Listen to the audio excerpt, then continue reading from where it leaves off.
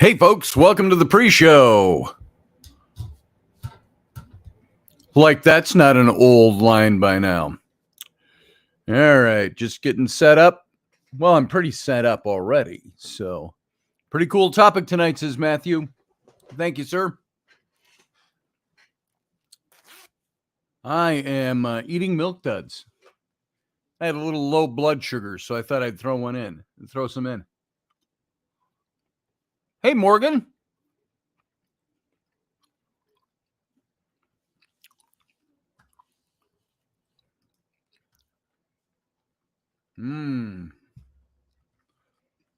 Milk duds. Chewy, chocolatey, yet satisfying. We got about a minute and a half and we go live on the radio.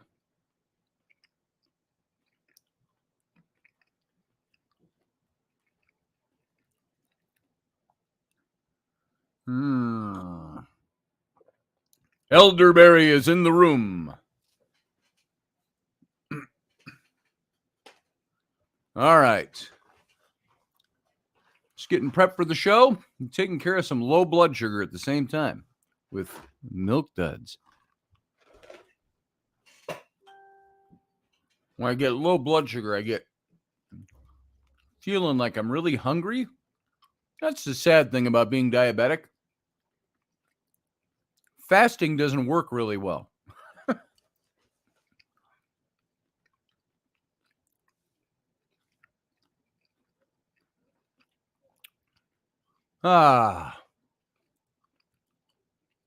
We got about 35 seconds. We go live. I'll sign them both for you, Elderberry, if you'd like. Thank you, by the way. See, they're sitting right over there. Oh, where's the bookshelf? Right there. There's 4 of them stacked right on top. 2 of them are yours. Here we go. Stand by.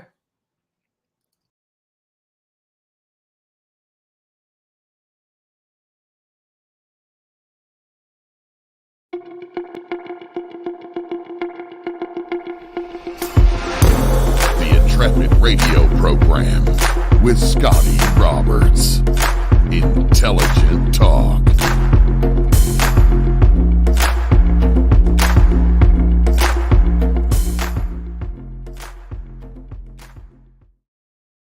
Hey, folks, it's Friday night. Welcome to the program. I am your host, Scotty Roberts, on this here, my show, the Intrepid radio program. We're broadcasting live over on subspace.radio, but that's in the audio format only. If you want to catch the video simulcast, come on over to my YouTube channel. That's youtube.com/Scotty Roberts. And over there, you're going to find the chat room where the Intrepids are gathering. A bunch of people who don't have anything else to do on Friday night but listen to me talk. So it's good to have you here. It wasn't meant as an insult. That was meant as a, hey, welcome. Thanks for being here and giving me your time. You guys don't know how much I appreciate the fact that you give me your time. 3 nights a week, 4 if you include Robertson on Tuesdays, and 5 if you also include Sunday mornings with Scotty and Rainey. And so that's all I really had to say about that. Come on over to the YouTube channel. You can subscribe to my channel, so hit the subscribe button and the little bell. You'll get announcements for when the show, notifications. And you can also join the channel. And the only reason I keep bringing that up, or almost every show I mention that, click the little join button. Because what that does, if you join, there's 3 ways to join. It costs $1, $5, or $15 a month, depending on which way you want to go. The show's always free. But if you want to help support this channel, that's a great way to do it.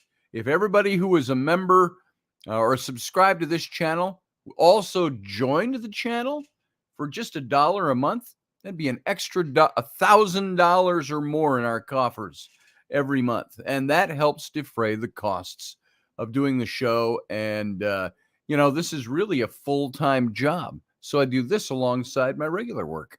And so I appreciate anything you want to do or can do or are willing to do. Helps us out over here. The first thing you can do is like the show. If you're watching it over on YouTube, hit the like button. That helps our algorithms over on YouTube. And that's all I got to say about that. There's enough of that. So, how's your day been going? How was your week? You have a good week this week? It's Friday. If you're living here in these United States, you know all the tumult that's going on in politics here. It's always that way, though. There's always tumult in politics. But I don't think, and I will say this from not wanting to wax too political, but it's definitely biased. I don't think we've ever had a worse president in the office.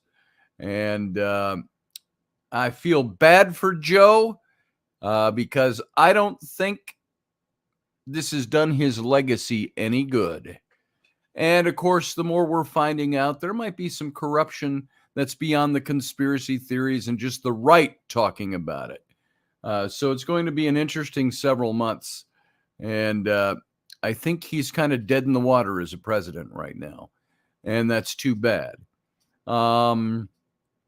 We certainly could have used a different president in the office. And we'll leave it at that without waxing too political. Elderberry says, guys, that Rollicking Adventures of Tam O'Hare is starting out good. Before you get to chapter 1, I'm going to read this book. Well, thank you, sir. I appreciate that. I hope you enjoy it.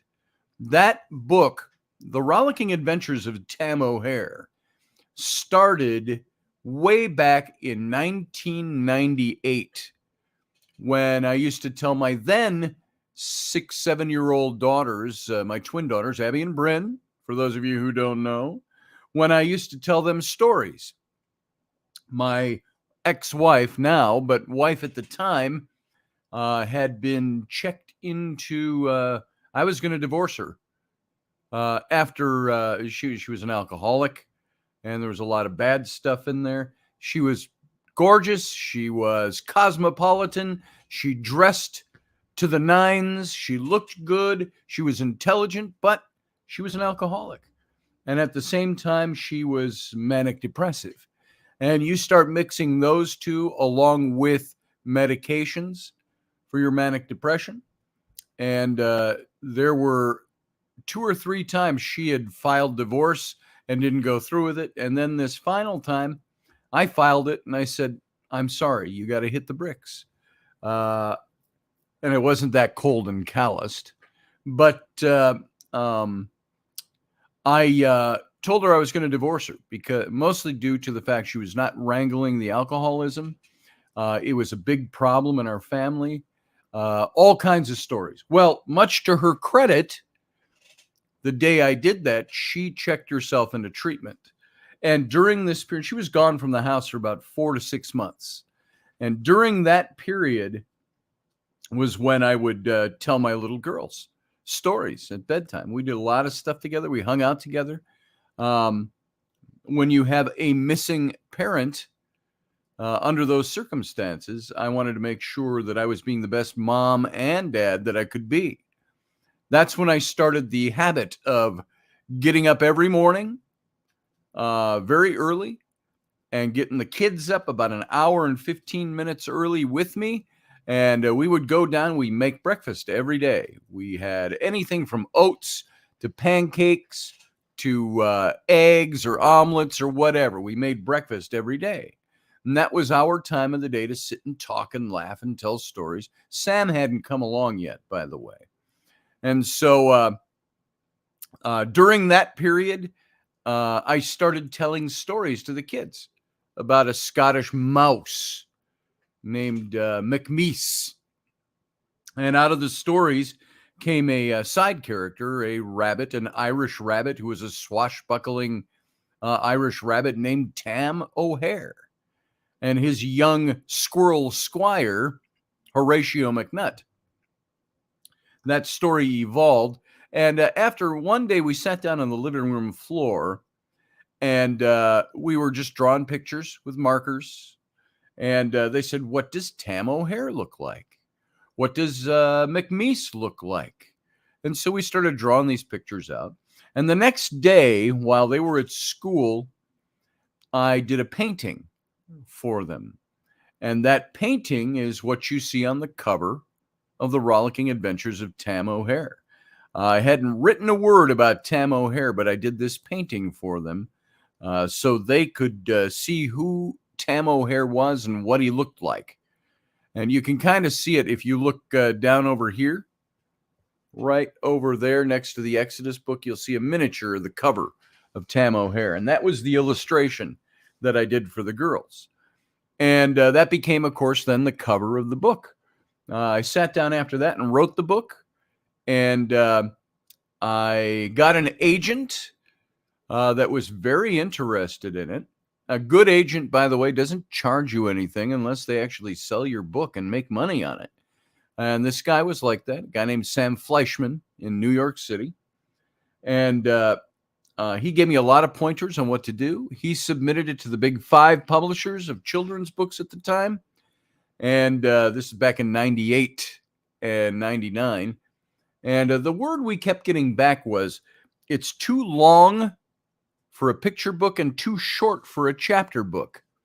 Realize it one way or the other. So it was turned down many times. I think a total of 15 to 18 times the book got turned down by publishers. And finally, a small publisher picked it up, Morgan James, and they printed it and published it. They did a hardback version of it, but it was all in black and white. They said I wasn't tested enough and tried enough as an artist or a writer. That was my first book published, to put out the expense to print this thing in black and white. And so it did all right. It sold out of what they had. And I eventually bought the rights to publish. I still had the rights to the book and the characters, but the publisher has the rights to publish. So I bought that out from them. It wasn't very expensive. And re-released the book in color. And that's the one Elderberry is talking about. And that's the little cover you see over on the, I think it's going to be the right side of your screen over there. And so I reprinted it in color. And that's why when you go to Amazon, it seems like a high cover price, but $24.95 is the price of the book. And I think I make a royalty of 30 cents per book off of Amazon. So there it is. So thank you, Leslie Holker. Thank you very much for the super sticker and the $50. That all goes into the coffers. Thank you very much, Leslie. Leslie is one of our biggest supporters, and you don't know how much I appreciate that, Leslie. Very nice indeed. And let's see, what else have I got about Tam O'Hare? So not much else. I read for you a couple of weeks ago the beginning of the sequel to Tam O'Hare. It wasn't really a sequel. My agent had asked me, when the original agent had said, how many Tam O'Hare stories do you have? And I said, endless. I've got a dozen right now. And I wrote down and listed a dozen different Tam O'Hare stories for him. And he liked them all. And that's why we ended up pursuing it and then going. And my good friend, Bill James, became my second agent for that book. And he's the one that brought it into Morgan James, not his publishing company, just coincidentally the same last name. And so that was great. And so one of these days I'll get to writing and illustrating the next book, which is entitled Tam O'Hare and the Banshee of Ballyglenmorrow. And that'll come eventually. I've got so many books stacked up that I need to be writing, that are commitments I'm making that I haven't gotten there yet. I'm writing a new one with Andy Dabbs, as you all know, on anxiety. I've got the 10 Breaths of Ra, my book on the adventure in the occult detectives in 1922 Egypt. That's still in the works. It just everything gets pushed aside because of time. It's, what I need is a wealthy patron like a Michelangelo. You ever wondered, has anybody ever figured that out? Can somebody figure that out? In current day dollars, what did the Pope pay Michelangelo to do the Sistine Chapel and other things? It'd be very interesting to find out. Do you know, Dave? Dave Potter might know that. Maybe he can look it up. So I've got that one to do. That's the one. It originally started as Fox and Bear. And Fox and Bear was the adventures of Lord Braithwaite and Professor Tewksbury. And it, like Tam O'Hare, was anthropomorphized. It was told with animals. And it started because John Ward and I wanted to do, well, it started as just out of fun. I did characters of John Ward and I as animals. Me as a bear, and John Ward as a fox, dressed in the fedoras, and he had on the tweed and the cravat, and so on and so on. And then that eventually became an idea to do a book. And we started writing together, and I started illustrating was it called The Adventures? The Chronicles of Fox. No, it's Fox and Bear, The Chronicles of Lord Braithwaite and Professor Tewksbury.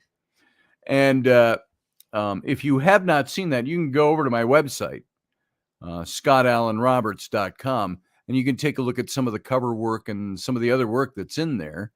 But that one, John and I started working, and our agent, Italia Gandolfo, she took that in to brand it and to see if she could get some interest in animated motion picture, a Pixar, a Disney type of thing. We're talking big.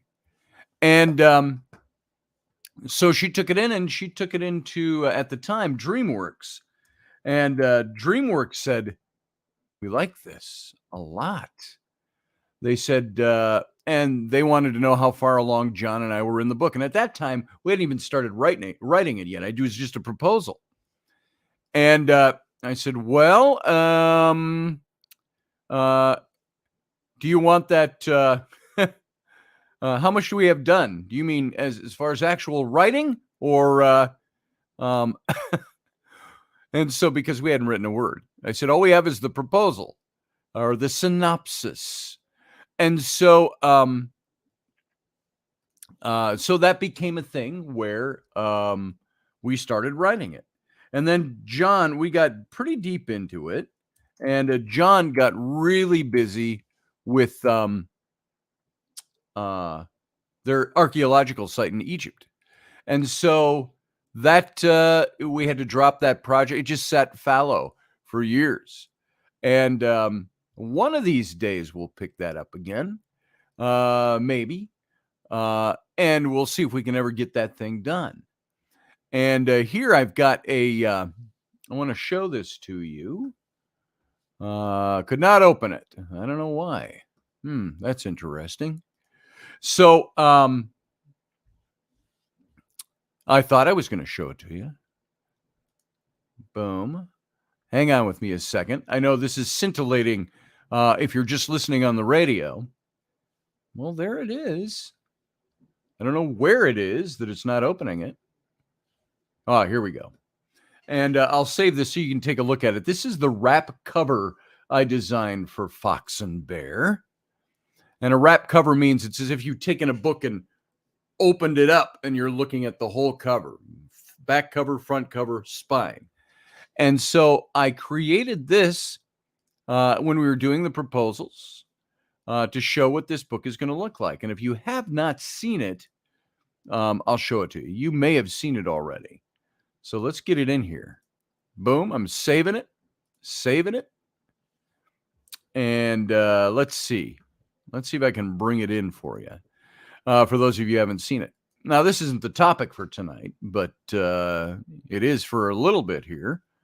And there's ghosts and spiritualism and all kinds of stuff in the book. So maybe that's where it fits. Let's see. I'll just do the one if I can find it. Fox and Bear. Wrap cover. There it is. Okay, I'll bring this in and I'll show it to you. And so that project kind of died. It went to the roadside. John wanted me to come out to Sweden for a month last November and finish it.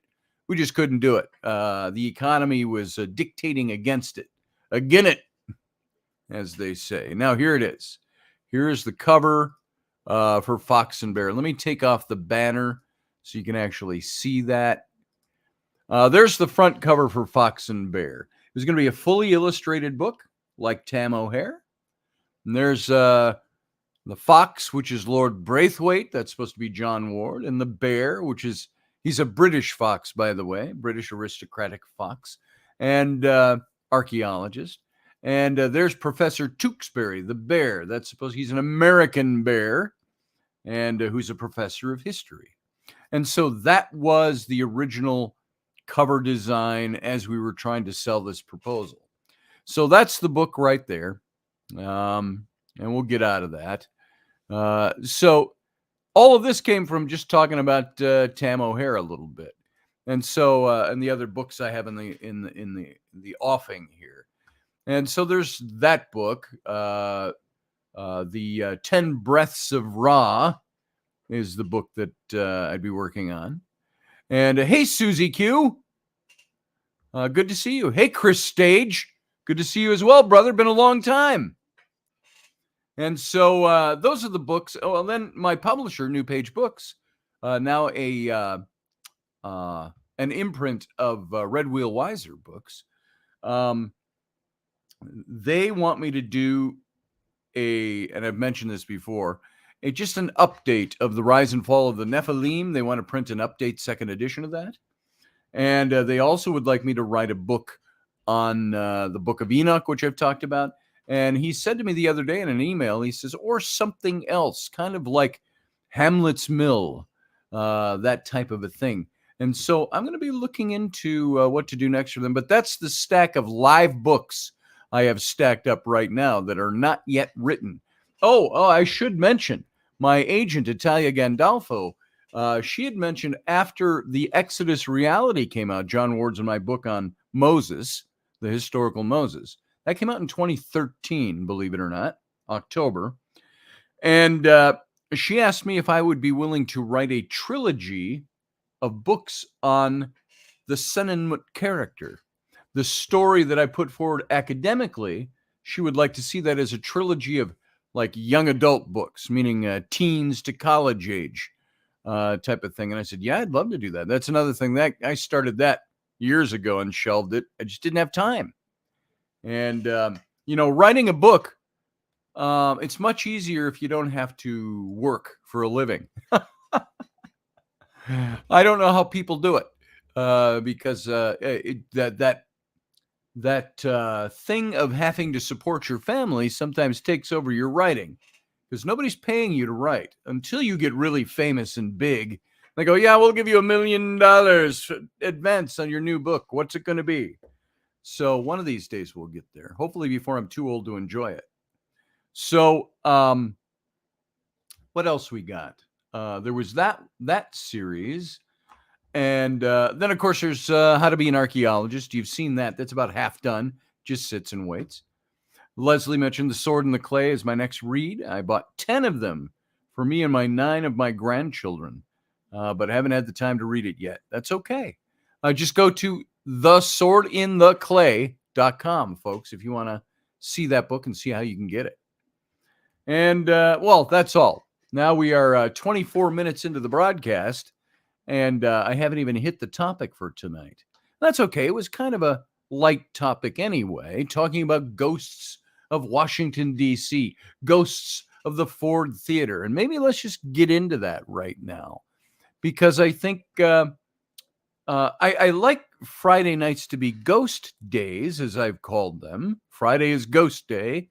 But I also want to give you some cool fare, something that you can use or relate to. And looking at, the different kinds of ghost stories and ghost locations that we've looked toward and for this show. And so let's take a peek at this. Ford's Theater. Most everybody knows what happened at Ford's Theater. And unless you talk to some of your millennials or the younger generation and you ask them, hey, what happened what historic event took place at Ford's Theater in Washington, D.C.? And sad to say, there's many people who wouldn't be able to answer that question for you. Of course, that is where Abraham Lincoln was assassinated by John Wilkes Booth. From the box in the theater. And if you saw the graphic for tonight's show, that's a more recent painting done by a military artist showing John Wilkes Booth jumping from the presidential booth after having shot Lincoln. And so that's what I want to talk about here. Let me pull up my stuff here. The historic Ford's Theater. It's at 511 10th Street Northwest in Washington, D.C., by the way. Did you know back when Lincoln was president, he walked to Ford's Theater from the White House? Could you see a president nowadays trying to walk through the streets of Washington, D.C. to go to the theater? Let's see. It was the site of the Lincoln assassination. It had partially collapsed in 1893, so almost 30 years after the assassination. There have been 22 deaths on the location. And the big question people have asked is Ford's Theater haunted? And of course, many people ask that question in relation. Dan Madsen is here. Welcome, Dan Madsen, in the chat room. I figured when I put this up that you'd enjoy this. Dan Madsen is, we're going to get him on again for another interview one of these days. We've talked to him about Star Trek and Star Wars and all of that. Little do many of you know, he has a Lincoln Museum in his home, his collectibles of Lincoln over the decades. And we'll get him on and maybe he'll show us around and show us some of his artifacts. Dan, think of that. Put that on your back pot to stew for a little bit. So is Ford's Theater haunted? And as one of the oldest stage theaters in the nation, Ford's Theater is as illustrious as it is iconic. It's hosted politicians, presidents, public officials. You can still go there and see shows today. But the eeriest inhabitant of Ford's Theater is an all-American poltergeist. And the legendary specter materializes in the presidential box, prowling the site of his former assassination.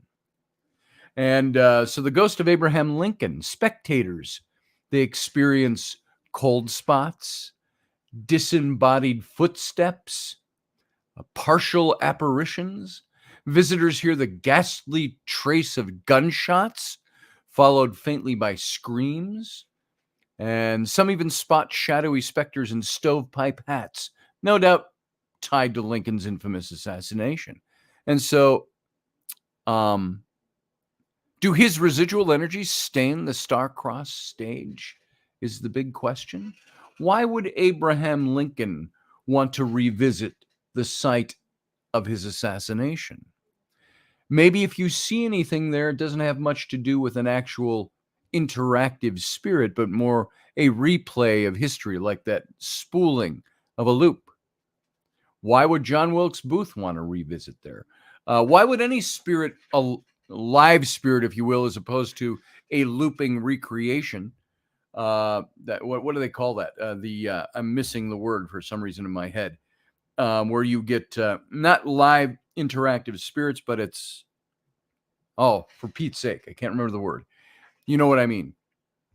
And I have always wondered why spirits would want to revisit those places unless they see it differently and they experience it differently in spirit.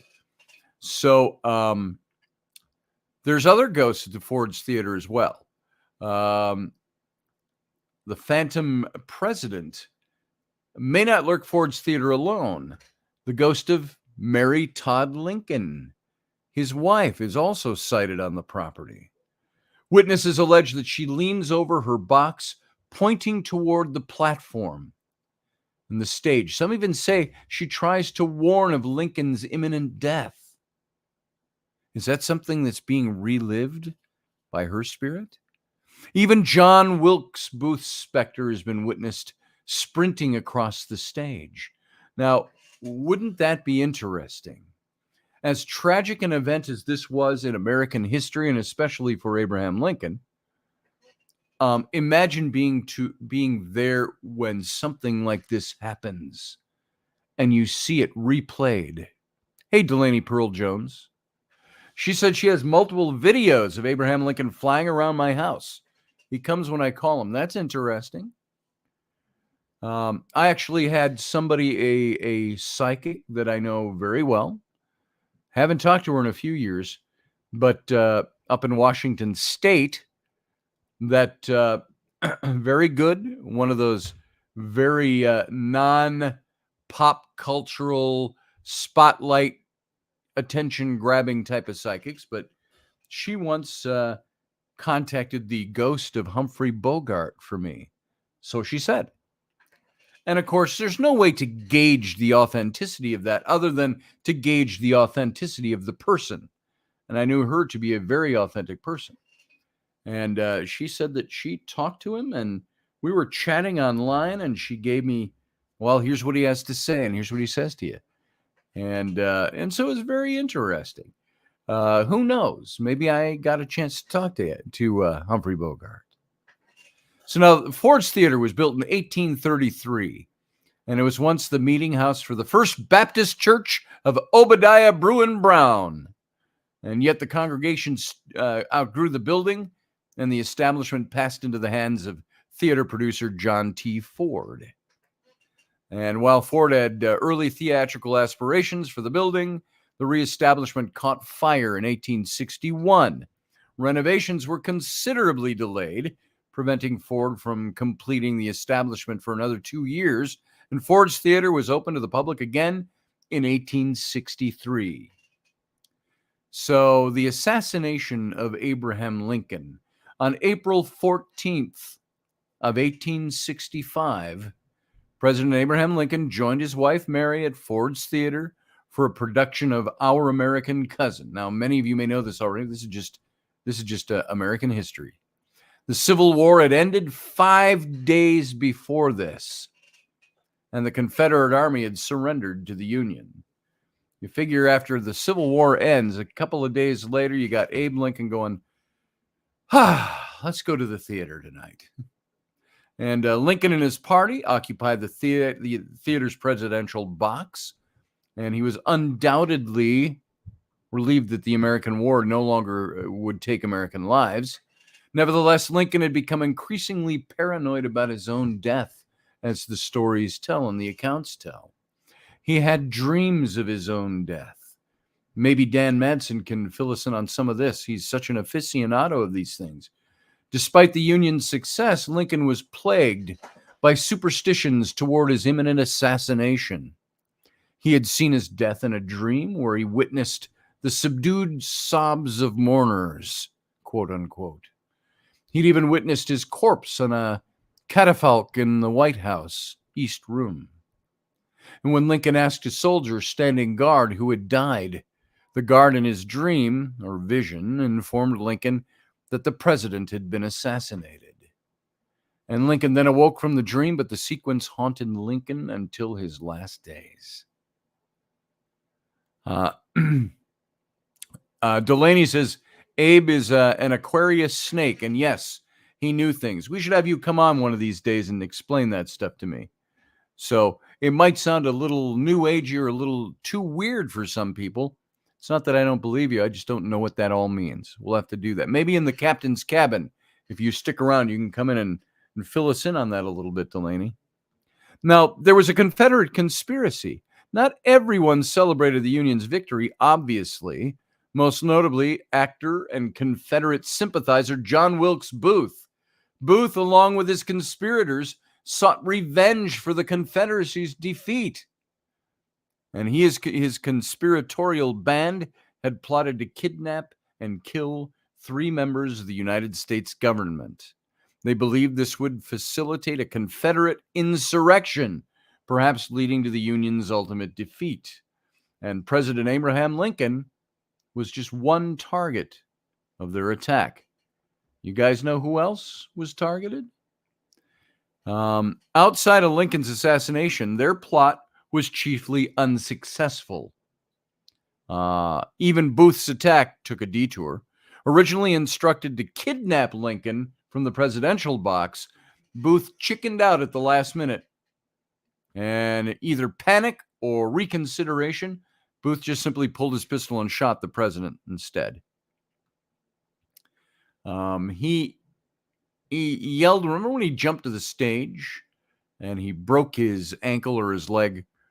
And he yells out from the stage, "Sic semper tyrannis," which is, "I bring death to tyrants." And after the attack, Booth vaulted to the stage. He shouted out, "Sic semper tyrannis," and this was a shortened version of the Latin "Sic semper evelo mortem tyrannis," or "Thus always I bring death to tyrants." That's what he had. That's how he saw himself. And Booth, who broke his leg in the fall, managed to escape through the theater's back alley. And there was a 12-day manhunt looking for him. Can you imagine? He would be the most sought-after criminal of his day. Booth was pursued for 12 days, yet the manhunt came to an end after he was found visiting co-conspirator Mary Surratt in Virginia. And Booth had taken refuge in Richard Garrett's barn in Bowling Green. And a shootout ensued after soldiers arrived on the scene, and the barn was set on fire to drive him out. But soldiers dragged his burning body from the rubble, and no one could tell if he had died from the building's collapse or a gunshot wound, because they were shooting between the sideboards in the barn.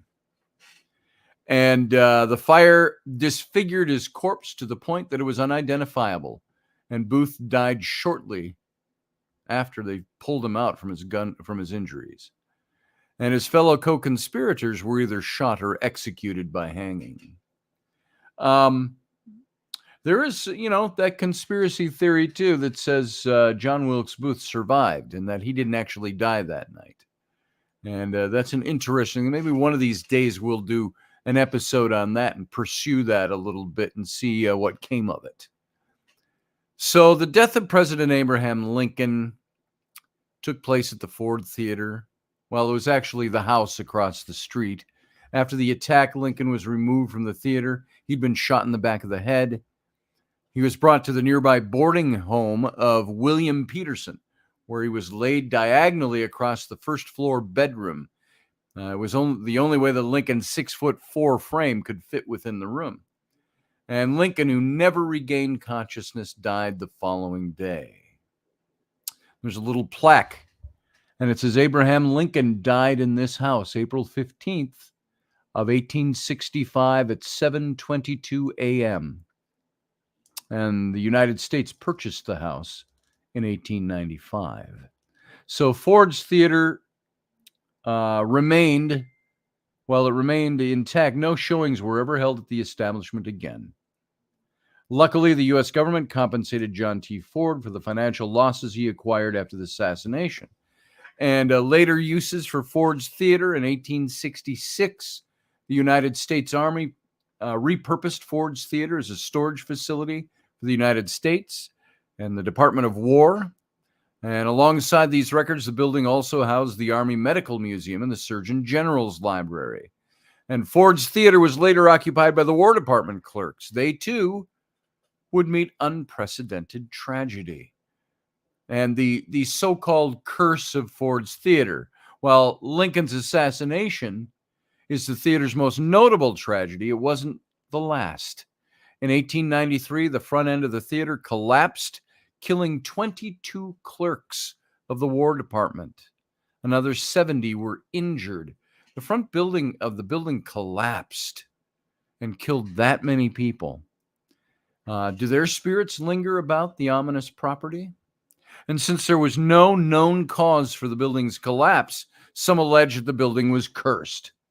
And after all, it had seen the first presidential assassination in American history, and now another 22 had met their end 30 years later.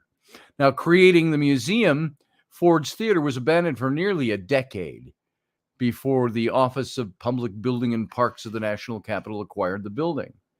And this organization decided to repurpose the building as a museum dedicated to Abraham Lincoln. And they opened on February 12th of 1932.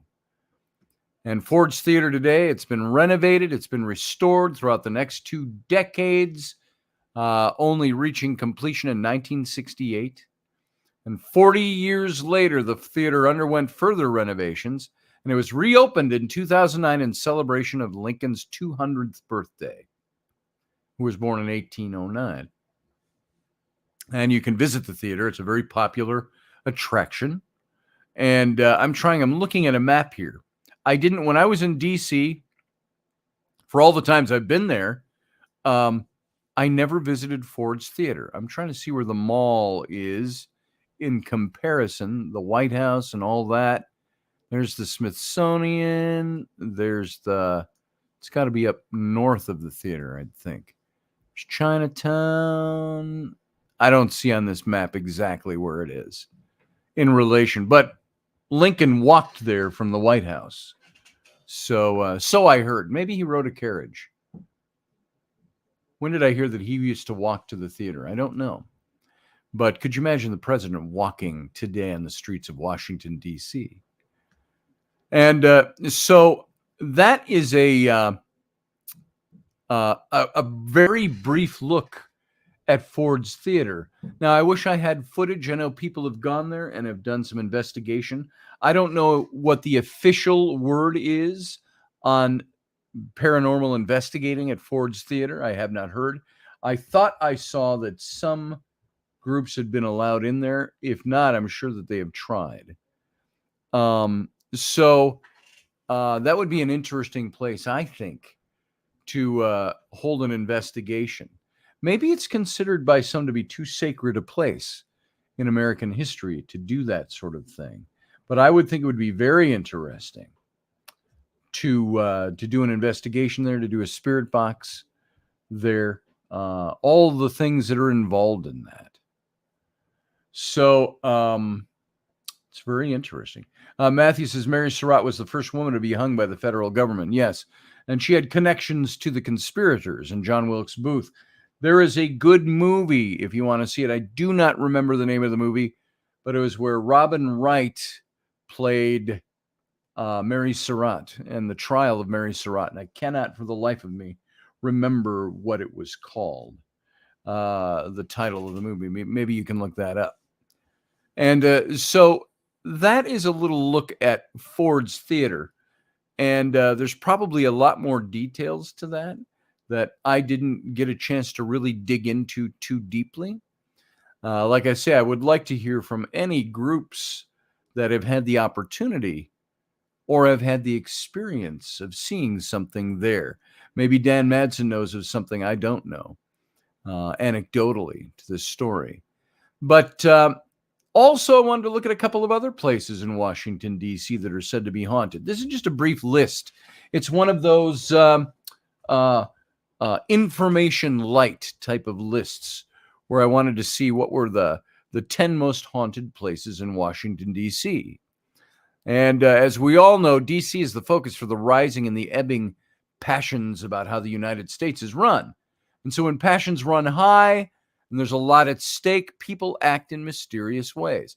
And those two things happen so often in Washington, D.C., the energy in the air is often palpable.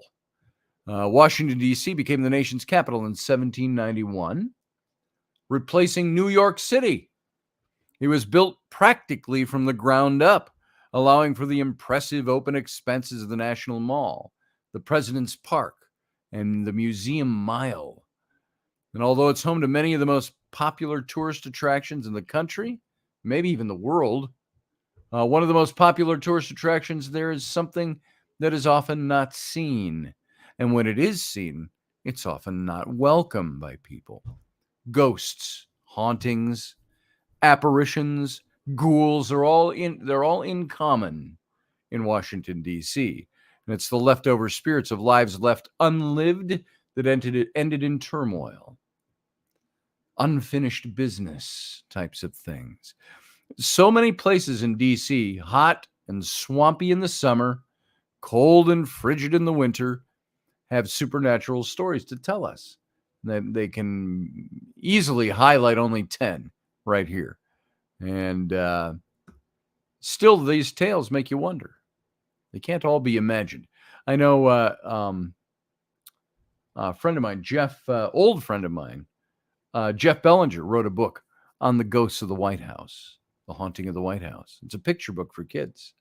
So the first one, of course, is the U.S. Capitol building. That's one of the most iconic buildings in our nation's capital. The Capitol building houses ghosts and the chambers of Congress. And at one point, one time, the United States Supreme Court was in the same building. So many members of Congress have died in the building over the years. One of the most notable was John Quincy Adams, the 6th president of the United States. Adams suffered a stroke and later died in the speaker's rooms. It's believed that the ghost of Adams can be sometimes heard yelling, "No!" in the speaker's chamber. And so a ghostly black cat is believed to stalk the Capitol halls, only before some of the darkest times in American history. The cat was said to appear in the foretelling of Adams's death, and some accounts go well into the 20th century. Sightings of a black cat were said to be reported before a stock market crash in 1929 and the assassination of John F. Kennedy.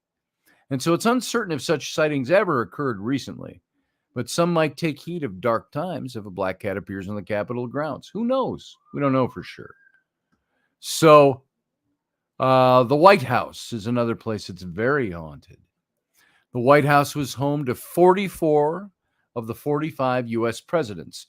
The only president to not live there was George Washington. He didn't occupy the White House. But who would have thought that 1600 Pennsylvania Avenue was such a haunted place? I think I would. You got to think of all the energy that comes and goes in there. So many ghosts continue to be attracted to the seat of power for the person with the most important job in the world. Dolly Madison, maybe a fixture in the hallowed halls, even though after her death nearly 200 years ago. Other ghosts that have been seen include Abraham Lincoln, his tall, imposing silhouette, seen long after he shuffled off the mortal coil. Bess Truman, who was the first lady during the presidency of her husband, Harry Truman, often heard rattling outside the Lincoln bedroom. But Mrs. Truman was not alone. The first lady before her, Eleanor Roosevelt, said she would often feel a presence outside the Lincoln bedroom. Even Roosevelt's dog, Fala, would bark for no apparent reason at times. And more reports come from the huge list of dignitaries who have either visited or spent the night at the White House. And sorry, I had something pop up. I had to get out of my eyesight there.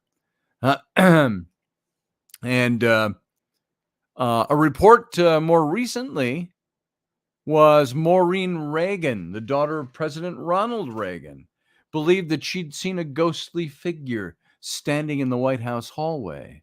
Once again, it was outside the Lincoln bedroom of the White House. The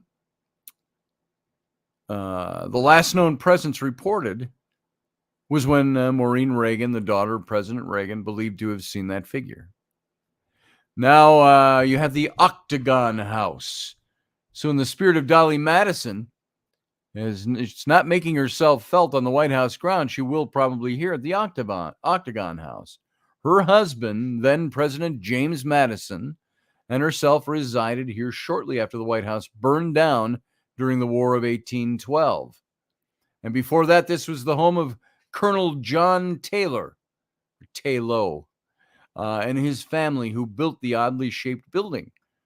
It was called the Octagon Building because of its shape, but it only has 6 sides. That's weird, huh? Somebody must have looked at it and go, "Oh, Octagon."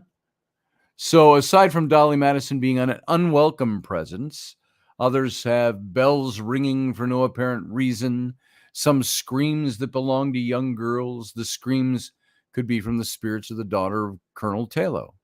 One of his girls is said to have died here at the Octagon House after falling over a stairway railing and plunging to her death on the elegant octagonal design of the wood floor below.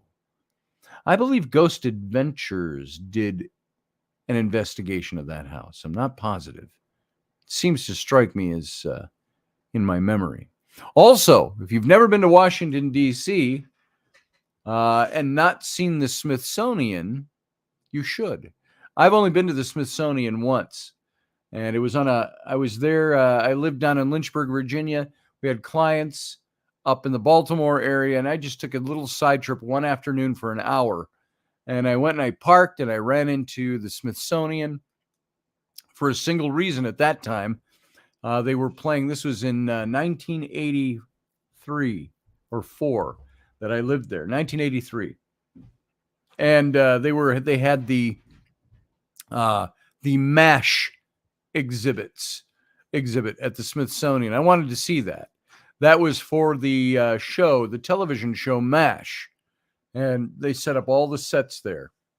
Well, hi. Hi. Are you interrupting me during a radio show? Yeah. Why? Because I can. Because you can. Because there's nobody upstairs to stop you. Yeah. Mom is out doing a massage tonight. That's why I told you to come down here and watch TV down here. Well, the TV wouldn't work, so now I'm coming down here. Oh, okay. Why wouldn't it work? I don't know. It just didn't. That's weird. Well, I'm going to finish my show, okay? You can come in a little bit if you want when we do the captain's cabin. So we've only got a few minutes left of the show here, folks. We've got about 7 minutes left. So, Ellery, check your messages, says Uncle Dave. I'll tell her, Uncle Dave. And what are you doing messaging Ellery? What do you need to tell Ellery that I don't know about? All right, let's get back in this. There's White House ghost stories.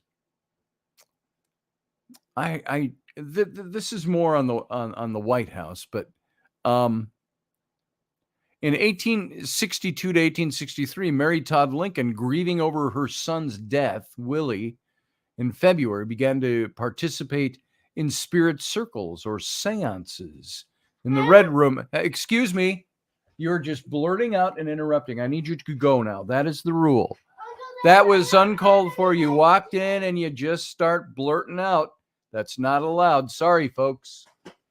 Had to be a dad in a very light fashion there because I got a live audience. So I don't want you to get the wrong idea. I wouldn't have cracked her or anything. It's this one especially. This child is probably the smartest of all three of them. She's a pistol, and you can't tell her nothing until she gets a little punishment for it. Nope, not talking to you right now. Goodbye.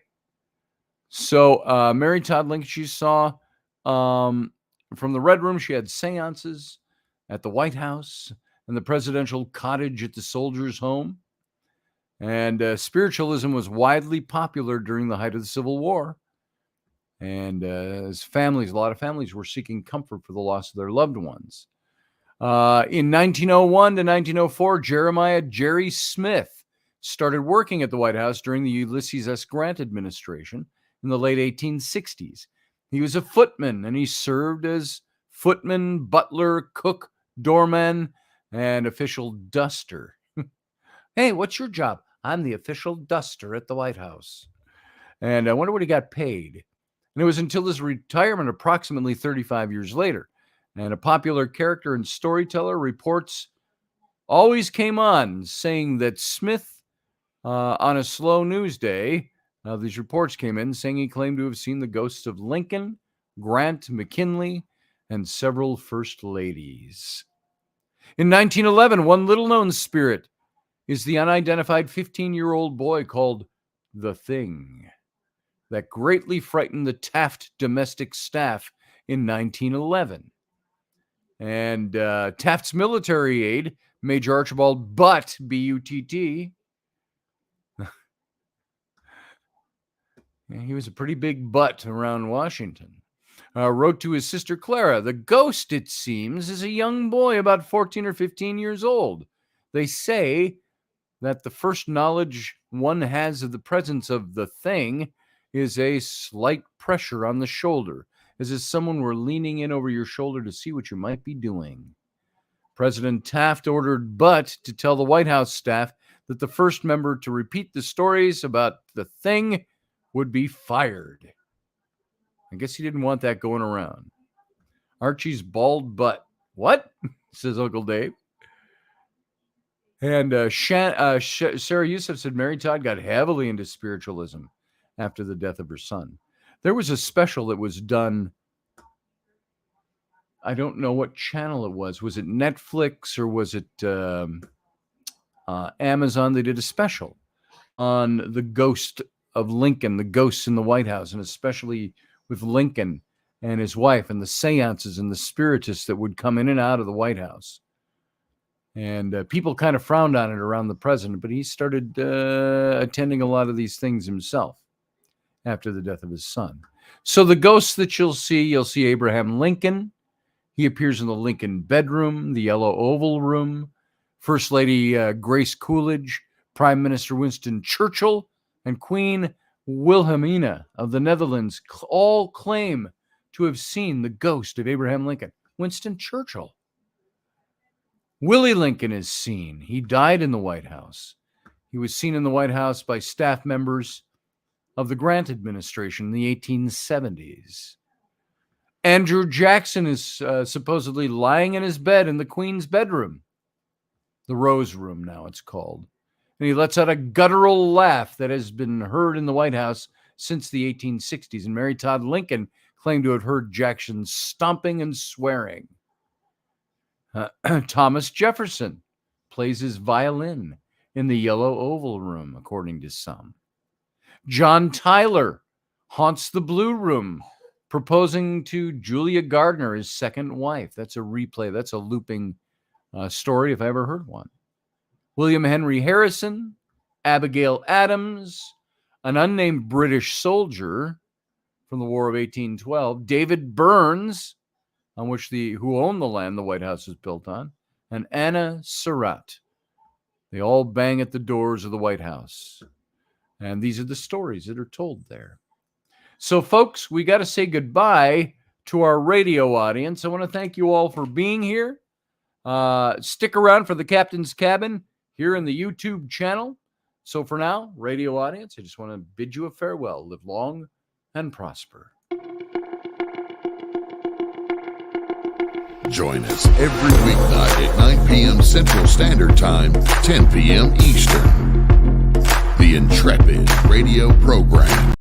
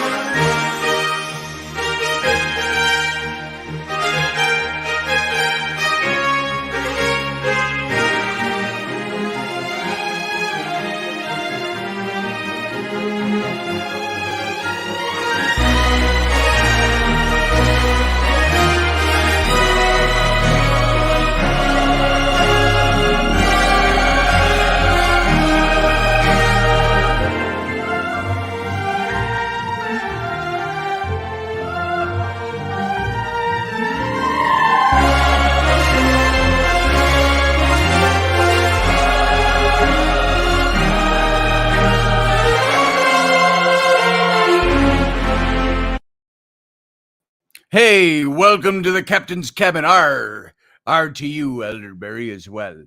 And I would like to ask Delaney, if you're still sticking around, Delaney, I'd love to hear a little bit about what you have to say about Abraham Lincoln and some of the stuff and the things that you've caught on video and all of those. And so if you can come on and talk about it with us a little bit, here, let me give you the invite into the chat room. And anybody who wants to call in can use this as long as you're calling in to talk about the topic at hand. But Delaney, there it is. I'm going to kind of keep things a little open. And there you are. You said you're here. There's that link. If you click on that link, I can bring you in. And because I'd love to get some of what you have to say about this. And you got some interesting little tidbits and nuggets that you threw us over there in the chat room. And so let's see what you got going on tonight. And I haven't talked to you in a long time anyway, personally. So this will be kind of fun to have you on. So everybody, oh, I think that's her. Nope, that's Uncle Dave. Not going to bring you in quite yet, Uncle Dave. I'm going to wait till Delaney's in here. And let's get her rolling. There she is. All right, here we go, Delaney. Boom, you're on. How you doing? I'm all right. Chilling. Good to see you. I haven't talked to you for a long time. Well, did we talk when you were doing some Christmas pictures and things like that? Yeah. In the jewels. So, well, it's good to see you. So talk to me a little bit. I know I get all these videos that you send me. Sometimes I don't see them all, but different things that you see. First of all, I've got to ask you, what attracts these spirits to you? Do you call out to them by name and ask for them to come? Do they just show up to you? What is it that attracts some of the names that you've seen that come in and want to talk to you and reveal themselves to you? Okay. She chuckles. Well, she says, you've opened a can of worms. Number one, I was born not breathing. Ah. Okay. So when I was dead for like 7 minutes, I got a shot through the heart with adrenaline. So they had to bring me up. As my friend Rick Church would say, he was born flippy. So, but it was weird. Like all throughout my childhood, I kept seeing weird shadows running up and down the walls, chasing me around, playing with me. And music has really been super, super important, major part of my life. And I don't know. I've been reading since I was 3 and writing in cursive since I was 3 years old, and doing math and all that. Yeah, I'm pretty advanced kid. My son's the same way. He was reading and writing before he was 4.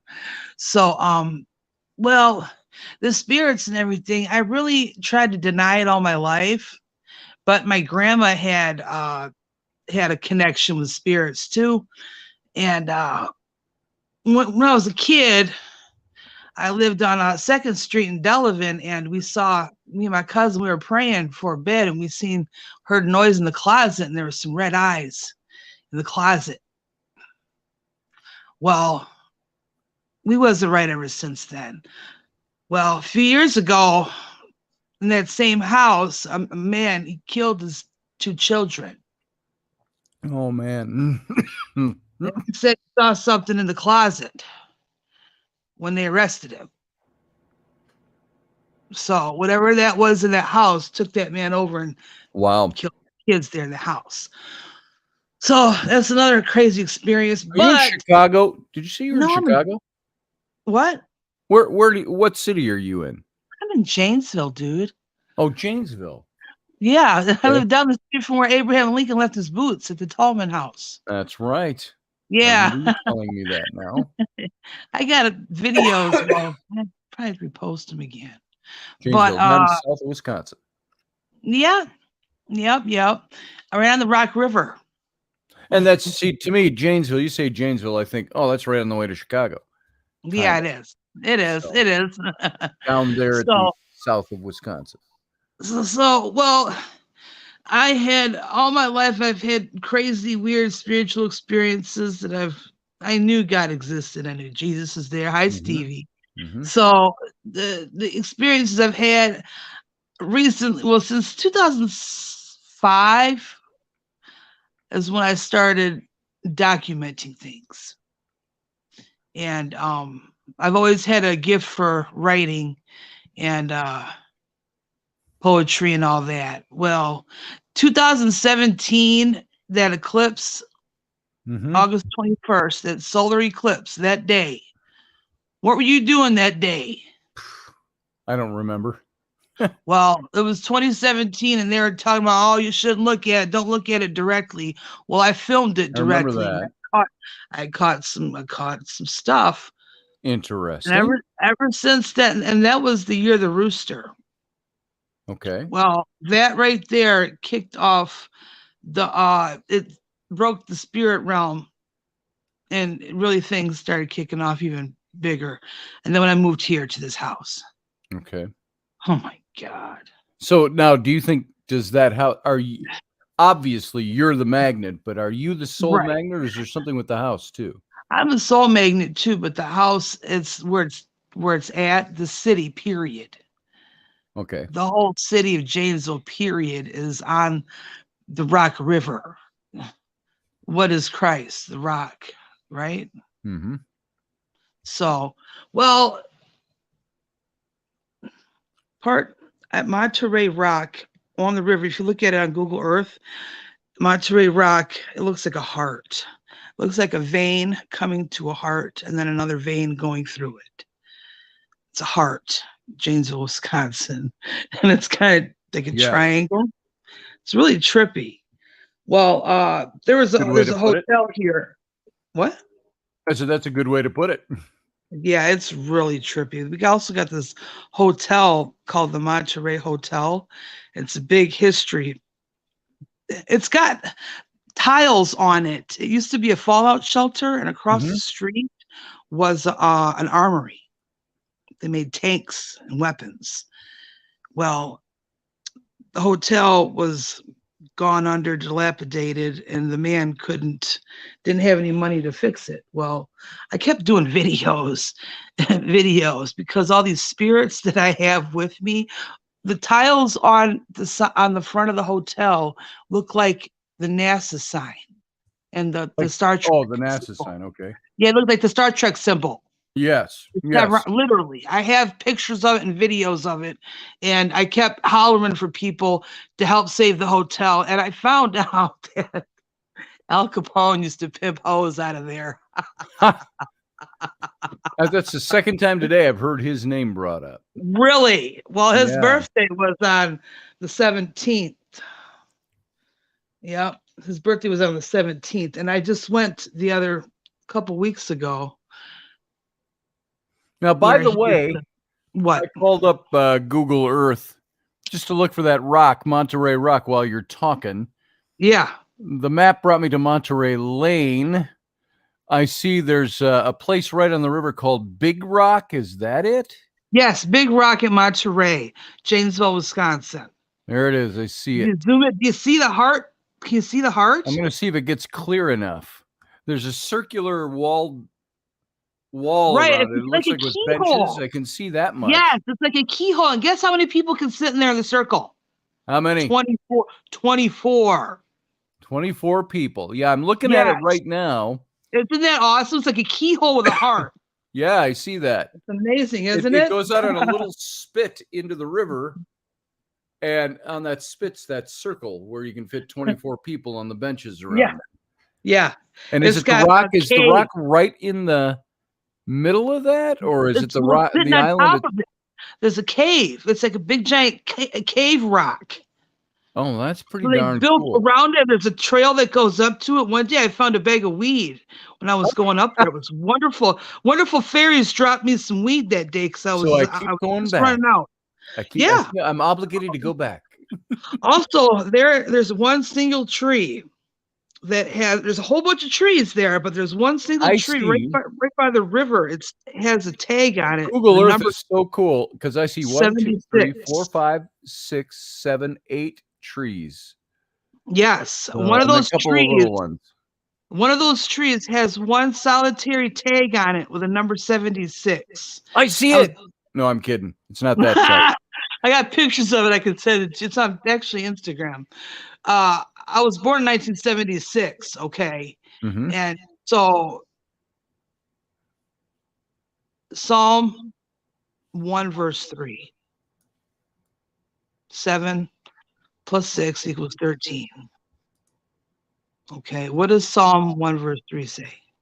I'd have to look it up off the top of my head. It's quick. It's a short one. It's planting. Psalm 1:3 says, "And he shall be like a tree planted by the rivers of water, that bringeth forth his fruit in his season. His leaf also shall not wither, and whatsoever he doeth shall prosper." When I moved into this town, it was crumbling. Do you know this whole place is completely, it's like restored and brand new now? Oh, Literally. really? And Janesville is not a big town. No. I've been doing videos for years and telling these people, y'all need to fix this place up. And literally, there's this, I got videos of it. There's this magical place down by my house by the YMCA. I live down the street from Murphy's Law. And the YMCA. So there's this magic spot down at the river. It's called the Town Square on Festival Street.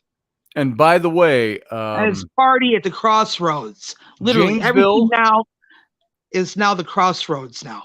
Janesville is just a little bit southwest of Madison, Wisconsin, the capital. Yes.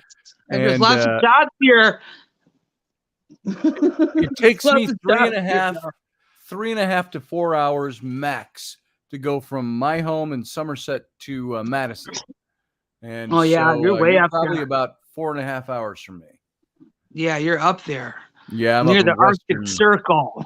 Up closer to the Minneapolis-St. Paul area. So. Yeah. So anyway, go ahead with your It's the whole city has been like completely transformed and renewed.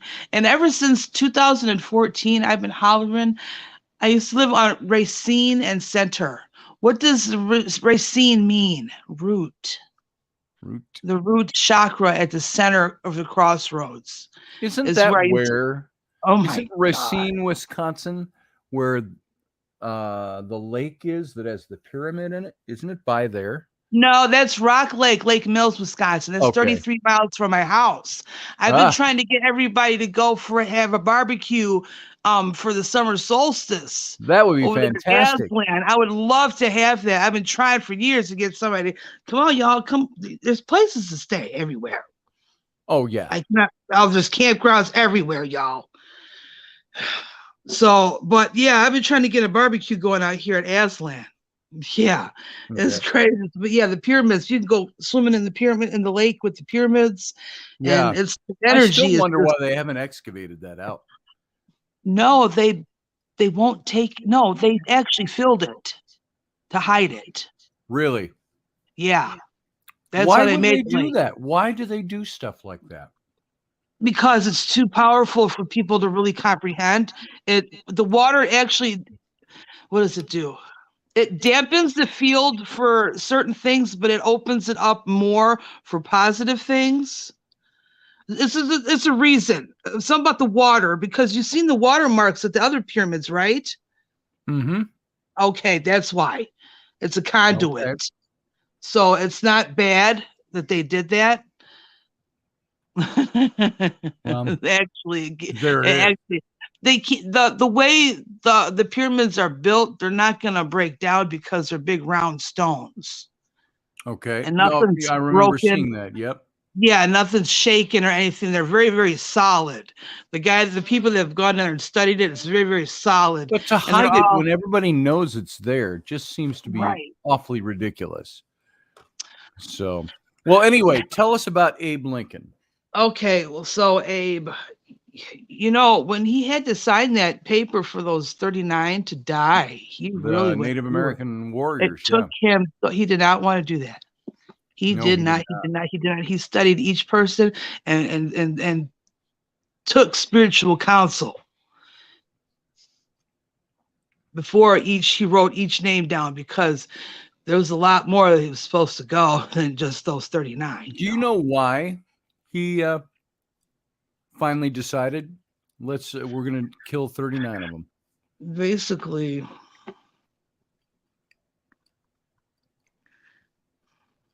Politics, pressure. it was that. It was all of that and then some. It was all of that and then some. He had to look at each person on which person Ask did what. him. Ask him for me. Not right now on the spot, but if you ever talk to him, you say you've Hold on, say, encountered here him. it is.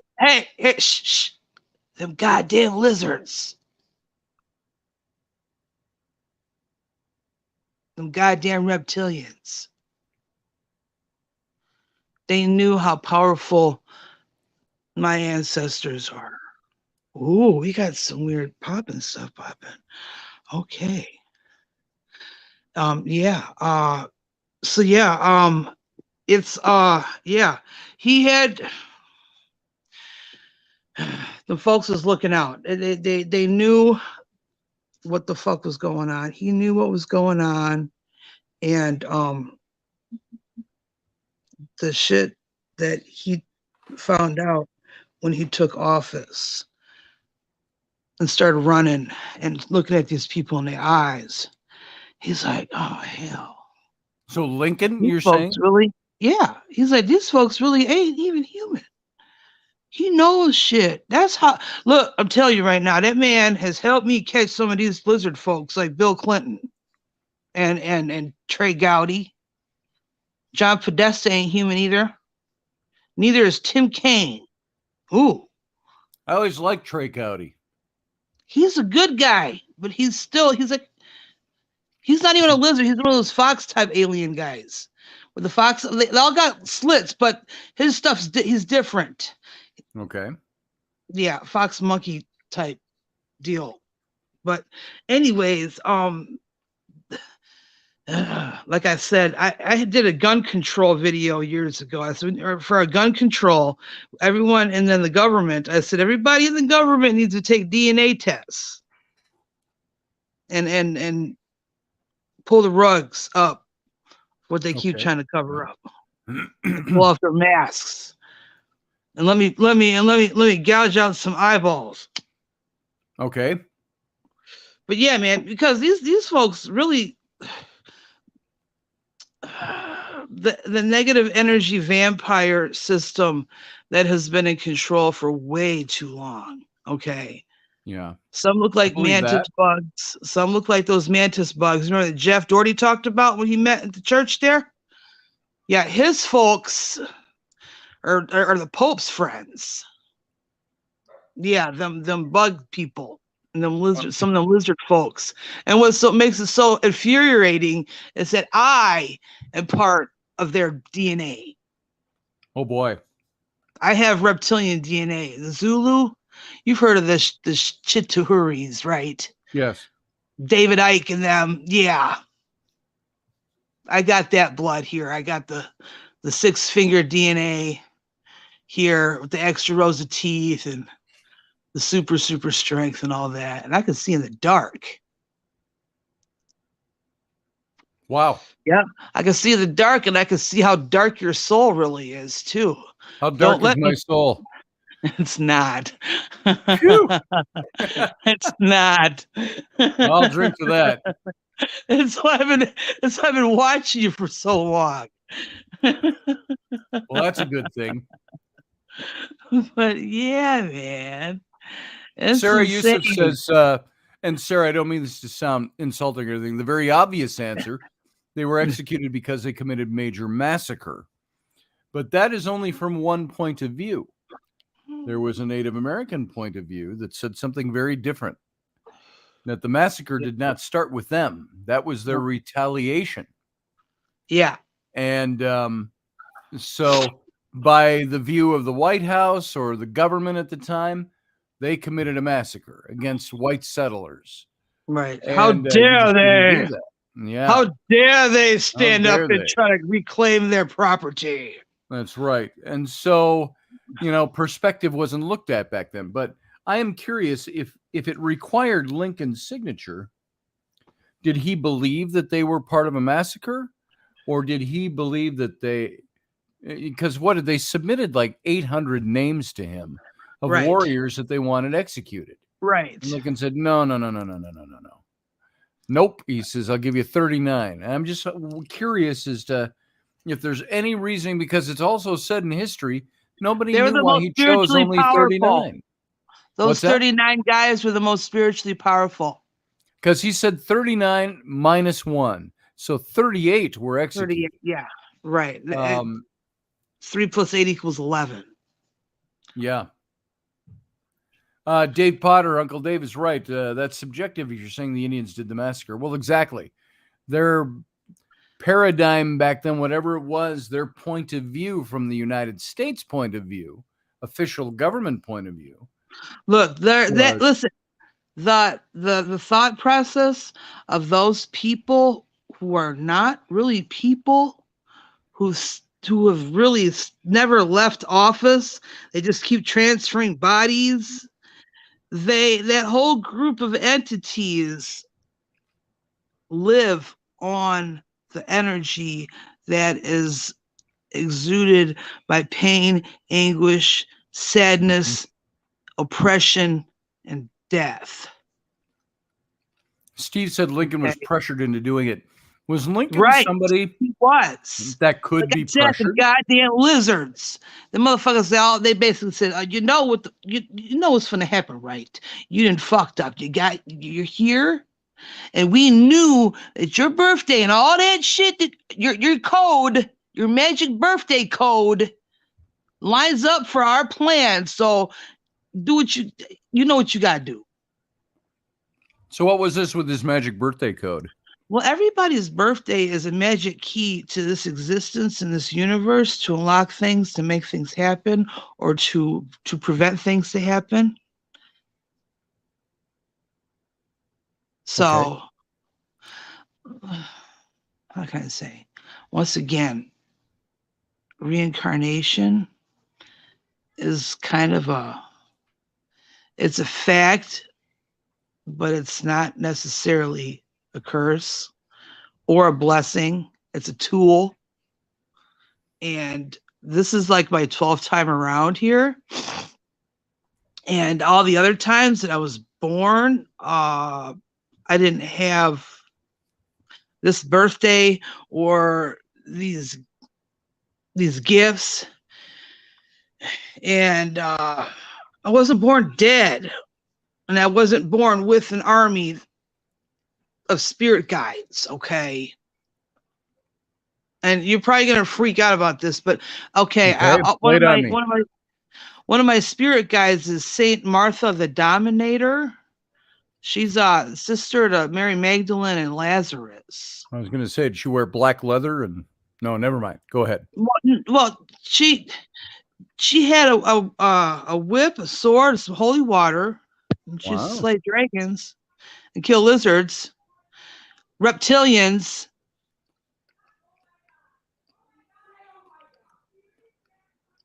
Yeah.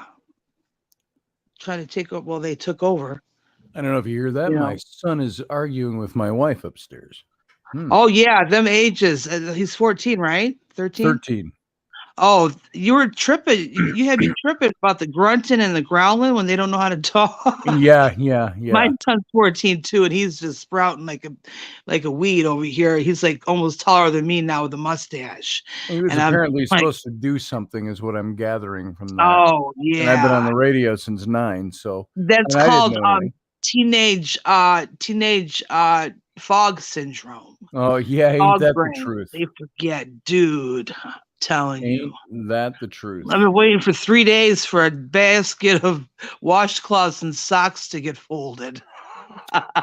I do a lot of that. We just did that with the kids the other night and separated all their laundry. It was big piles. Randy said, everybody's coming in the living room and everybody is going to go through all these baskets of laundry. You're going to get your stuff and you're going to put it away. Yeah. So Yeah. I didn't have anything in there. I do my own laundry separate. I don't want it in with the general population, so to speak.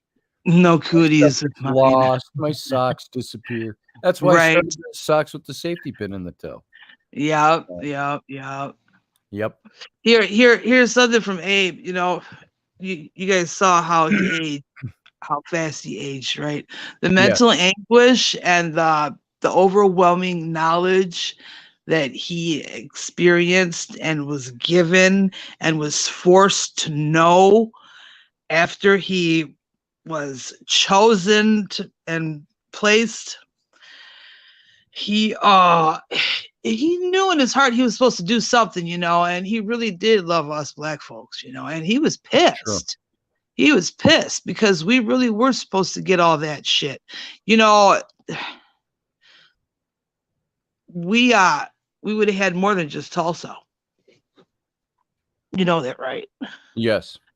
Would have been way more than Tulsa. We would have been running this motherfucker. Okay.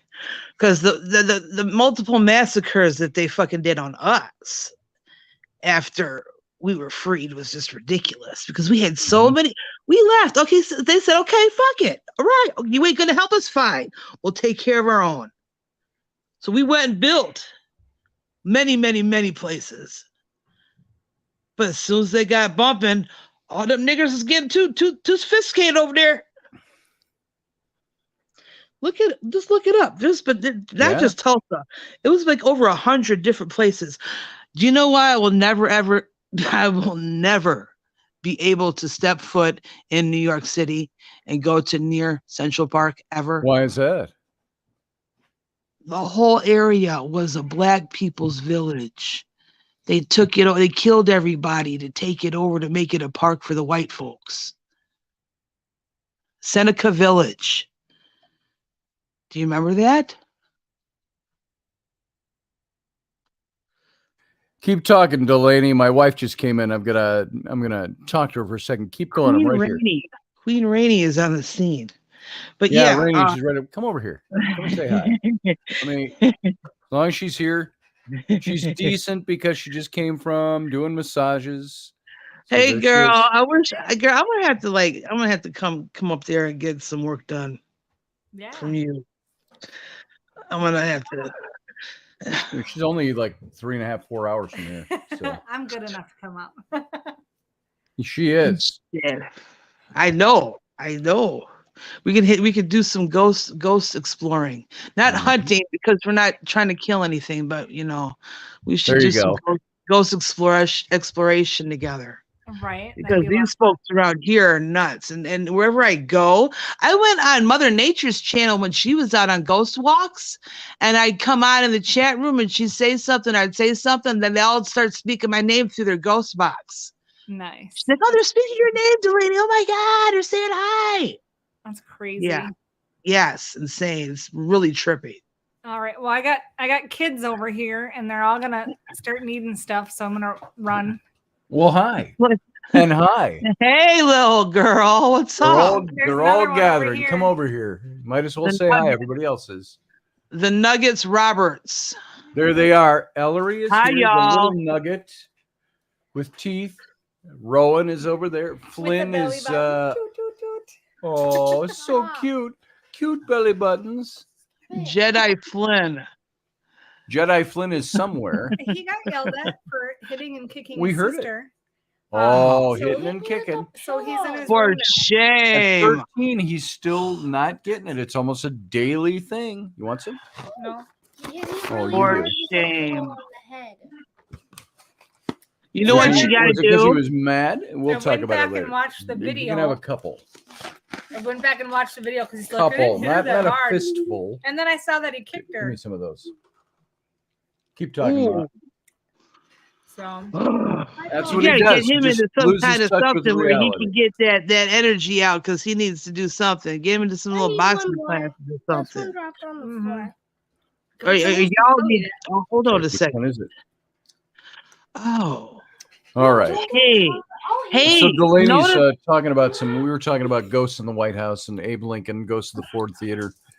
And Rainy. she said some interesting things in here. So Yeah. Okay, here's something I learned about us women and our boy children. Our Yeah. boy children feel our PMS symptoms a little bit more intense than we can. So when you think when you're around that time, like starting 5, 10 days, 8 days before you start getting your monthly friend, he's gonna start changing his attitude. Okay, so once you start paying attention to that and your moon cycles and his attitude, you can match your energy and like help him fix that, help him regulate that.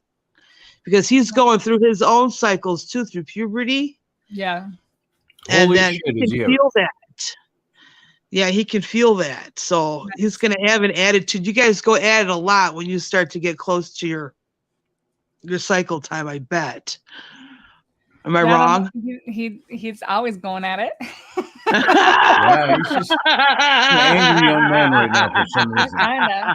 He's fine as long as there's no girls around. If sisters aren't here, the world's a happy place. Yeah, That's he's it. got a big. That's it. That's it. He's got that that elephant musk brain. He's tripping. He's got an attitude. He can't help it. That's Right. right. Start doing some different aromatherapies. Different Right. aromatherapies to help change his There you his go. energy with that, with his sisters. Yeah. Yep. I thought 'Cause the scent, if music you route start might be. introducing a different scent when they're around, his attitude could change, so he won't have that attitude with them. So pretty much fill the house with lavender. Yep. I thought the Turn it music around. route might be Vanilla, a good thing. lavender, vanilla, and cinnamon. That's your chair. Mm-mm. Oh, it's not here. And cinnamon. Put more cinnamon in his diet. Just not in the Yeah. chili because that's gross. I thought it was good. I had a gourmet chef teach me that. I don't know What, what gourmet chef cinnamon? taught you that, Just but they a must not have had pinch. very much taste. A pinch of cinnamon. in I a big vat of accidentally chili. It wasn't a pinch. It was like the It was a freaking bottle of pinch. It cinnamon, was not a bottle. Gross. right? Gross. Little tiny bit. I bet you Dave could tell you cinnamon is good in chili. No. And then he put some raisins. He's talking. I see his mouth moving over there. He's talking like we can hear him. Gourmet guy. Here, hold Oh on. my We better bring him on. Oh, There I he know is. you can't hear me, but we I'm hear you making now. comments. They make cinnamon in capsules. I take it for my diabetes. It's Oh, so Yeah. just cinnamon in a gel capsule. It dissolves in his stomach and puts it in his system. Right, right. neat. You will belch cinnamon afterwards. But Oh, cinnamon Like, roll. Oh, whoa. I like I just- cinnamon, just not in the chili. That's gross. Hey, Randy, would you like a cinnamon roll? Ugh. Ew, stop it. Rowan, tell your sister to check her messages so I Okay. can get her Christmas present to her. When are you gonna get me my stuff? Don't be. That's I have to rude. hook up That with- sounds rude. Hey, now, I- no, shh, to you. Goodbye. No, I bought something for her, but I have to hook up Worldly with my niece children. Megan. Shh, I bought something for her, but I have to hook up with my niece Megan to get it from her to give it to Rowan. She's not So- going to let you take her to Chinese until you get that gift to her. Yeah. Ew, mom. Shit. But yeah, y'all. Rowan, this is what Ruben taught me. Yeah. That's Native American Sign Language. Guess what that means, Ro? Get out of my face. That's right. See, I would for me that seems more like bad energy gone. Yeah, Yeah, that too. that's actually it. But Because every time I do a massage, that's what you do. You go like this and you fling away all the bad energy. Yeah, I throw mine up to God. Y'all can take it back. Take it Right. Here, take that back. back. Cleanse it and send it back it's been down. very interesting listening to you, Delaney. Yes, Thank you. We have to talk more Thank about you. some of this stuff. Very interesting stuff. But yeah, I try. I've had to videotape a lot of my life because if I just told people about it, they wouldn't believe me. I even tried to go check myself into a loony bin a couple of times Really? because I thought I was going crazy. These Wow. folks won't leave me alone, dude. It's crazy. They don't. But They on that, don't I leave me wonder how alone. many times over the years, the centuries, psychic people were put into the loony bin Yes. because Oh they didn't God. understand what clairaudience or clairvoyant or any of that stuff was, and they were hearing things and seeing things, and people were just like, "Yep, we're locking you up." We found a witch. May we burn her? Yeah, exactly. Yeah. Well, I often wonder on people with multiple personalities. Do they Yeah. just have a very thin veil from their past lives, and their past lives are interjecting? Some, You know? yes. Some, yes, but also some people are they have Step-ins? yes. Yeah. Yeah. They do, but also you got to think sometimes their step-ins really ain't all that savory. Right. Well, so one could so maybe You know. their own shields are very weak. Yeah. And so the step-ins are able to push through that and take over and take control. And what here's another crazy fact.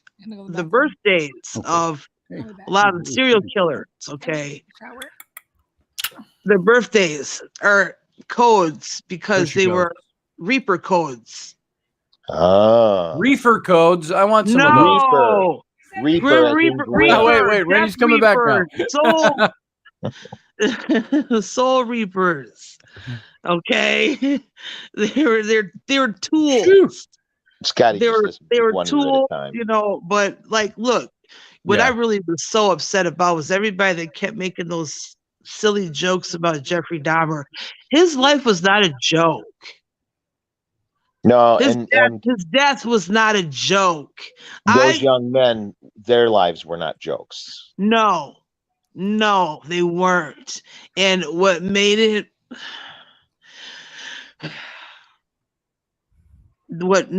so messed up is that Jeff never okay, they knocking. He's an Aquarius rat. Jeff's birthday is Jeff's an Aquarius. I picked him up in 2004. No, 2003. I went to Waupun Prison to go with my friend to go visit somebody, and he left with me that day.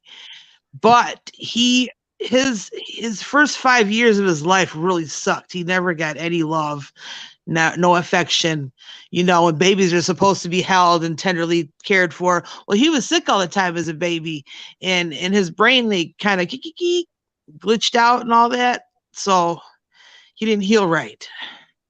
And when he hit puberty, he started talking with some folks in the spirit realm, because Aquariuses are super, they know shit. Sarah poses a very good question here. Serial killers, are they born or made? It's a I think it's a product of their environment growing up. That yes, Yeah. they're made, So but it's I not. think they're made, but Yes, they're made, just like Aileen Wuornos was made, and Richard Ramirez was made. You know, and what the CIA worked on with MK Ultra and stuff was, could they take an adult who had lived a straight, clean life and make a killer out of them by just messing with their head? Right. Yep. Well, which is why I wonder about some of these mass shootings and stuff. You know, who's messing with their head? Right, but you also don't understand that that boy, I don't care what I do not give a shit what Alex Jones says. That boy did do what he did. Oh no, I Yeah, understand what. No, His I'm mama, not saying look, that. part But of the what I'm problem saying is was that a lot he of was these people autistic. have a clean, normal life, and then suddenly snap and do something that's just so No outside the life box. is ever clean and normal. No, there's very few, but there's few. Like the guy at the restaurant. He was at the restaurant, just left the restaurant, and then started going to bite people's faces off in the neighborhood, stabbing folks. Okay, these are zaps from spirits. These are literal instant takeovers. Okay, and these people's spirits have already been broken down, and something happened to them to where they just said, okay, I'm going to check out. Wow. Okay. It's what's so messed up about it is that even though people say nothing is predestined, actually it is, because there's no such thing as time. And the How way much? these things work, they have such their technology is untouchable. You can't touch it. It's Let not me ask- physical. Let me ask a question like Sarah's, only the other way around. Sarah, you can be included in answering this too if you'd like. Sorry, swallowed funny. Maybe I shouldn't eat milk duds when I'm doing the show. Caramel is the worst for your throat. Like, take a drink. Anyway, Caramelized sugar while you're trying to do a talk show. What's wrong with you? low blood sugar was what was wrong with me. So I needed quick fixes. Here's the thing. Can we discount, not can we discount the spiritual aspects of mental health? Right. And that's the problem. Yeah. We totally discount it, because it used to be the superstition was, well, he's got a demon or a small troll living in his stomach, and that's causing this problem. And but how much illness or serial killing or people who snap and things like that, is that all just simply mental, or is that mental that's affected by the spiritual? It's all of it. It's a mental infected and infiltrated by the spiritual. Okay. It's all of that. And when you're like, you can be a kid and not get beaten or anything like that. Sure. And your parents can work and all that, but you're ignored. Okay. That's a form of abuse. Yeah. Okay. When you're ignored a lot, you just go off on your own and start doing shit. If you don't have anybody to help guide you or to put things that that are moral and just in front of them to participate in, but let me just say to Sarah, she said mind, body, and spirit are all interconnected. Yes. But do you think that there are any outside? Now I belch on her. How about that? One. That's from getting stuff in my throat and drinking. Mind, body, and spirit are interconnected. What about external spiritual, such as a spirit, a demon, if you want to call it by any other name? To a new house, and the kids in the basement. The new house. In the same way that PTSD you can have triggers from this life. You've been in service or whatever. There are things that will trigger you and cause. How do I want to put this? That will cause fears or anxieties to pop forward to the fore of your brain, right? Well, the same is true. The soul remembers everything from every past life. Okay, so it's all stored there. And so there are things when you have young children that are born and they're innately have a fear of fire or water or something. Well, chances are they drowned or were burnt in a previous life. And so when the veil is thin and they're young, they know that. Like me, I can't wear necklaces around my neck really, because I hung myself a couple times in past lives. Yep, I really killed my man and hung myself. Tight collars. I will start gagging and choking. So one of the things I love about the long beard is I can wear a collared shirt and leave the upper collar unbuttoned and people don't know. I don't have to be formal. There you go. So I think that past life can trigger things, but I also think that more and more as we approach the age of Aquarius and the veil is thinner and all this stuff is going on, I think people are being born remembering more about their past lives and having crossover from their past lives. Yep. And this is why I think, and don't anybody take offense to this, I'm not homophobic or anything, but I think this answers the question when young people are saying, I know I'm in the wrong body. my body may say male, but I know I'm a woman, or vice versa, or what have you. It's because they're strongly connected to a previous life where they were. You know, and so I think that explains a lot of that. I was born a guy a couple times. Yeah. Sarah, what do you think? So, first of all, hey. Hey, how are you? So, I half forgot the question, but I think you were talking about can the spiritual do you think there are factors, things that we cannot put our finger on scientifically? Might there be demons or evil spirits or external things that can affect people? Is that just going to always be in the realm of, well, we don't really know that because we can't prove it by the scientific method? Or could that explain some of the things that happen to people? I mean, with everything in the paranormal, everything is, theoretical at this point. But if you look at it in terms of energy, and a lot of it, with how we interpret our world, we build certain constructs, like a sense of, a sense of good and bad, and what we have the ability to give consent to what we would allow into our lives versus things that we allow into our lives and affect us, both in a mental, physical, spiritual way. When it comes to things like when there's cases in terms of demonic possession, and and it varies from culture to culture, there's often there's some form of issue of consent. It's not straightforward. It could be subtle. It could be through whatever that culture constitutes as a sin, or there's always mechanisms in place within religion to maintain itself, and all that stuff. Do spirit beings have to be part of a religion? No.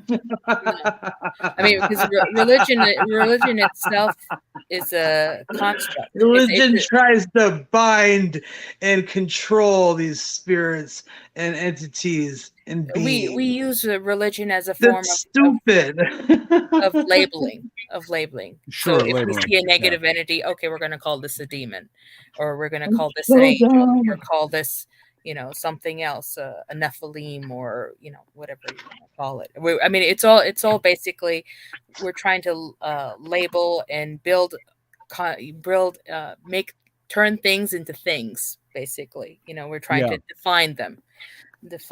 So if there's some innate lower energy thing that forces us to categorize and label everything, and I think the ultimate goal is to rise above labels and move on.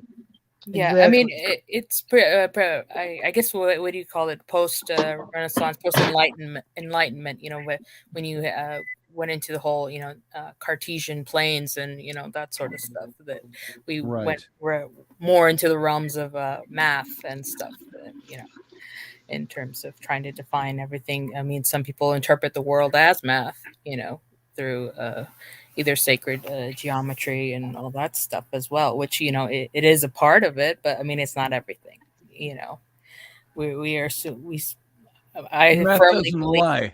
Yeah, I mean, I firmly believe even if you take the entire understanding of human history on spirituality and the paranormal, we still don't know anything. Not even 1%. True. Of understanding what's actually out there. Delaney. Cinnamon.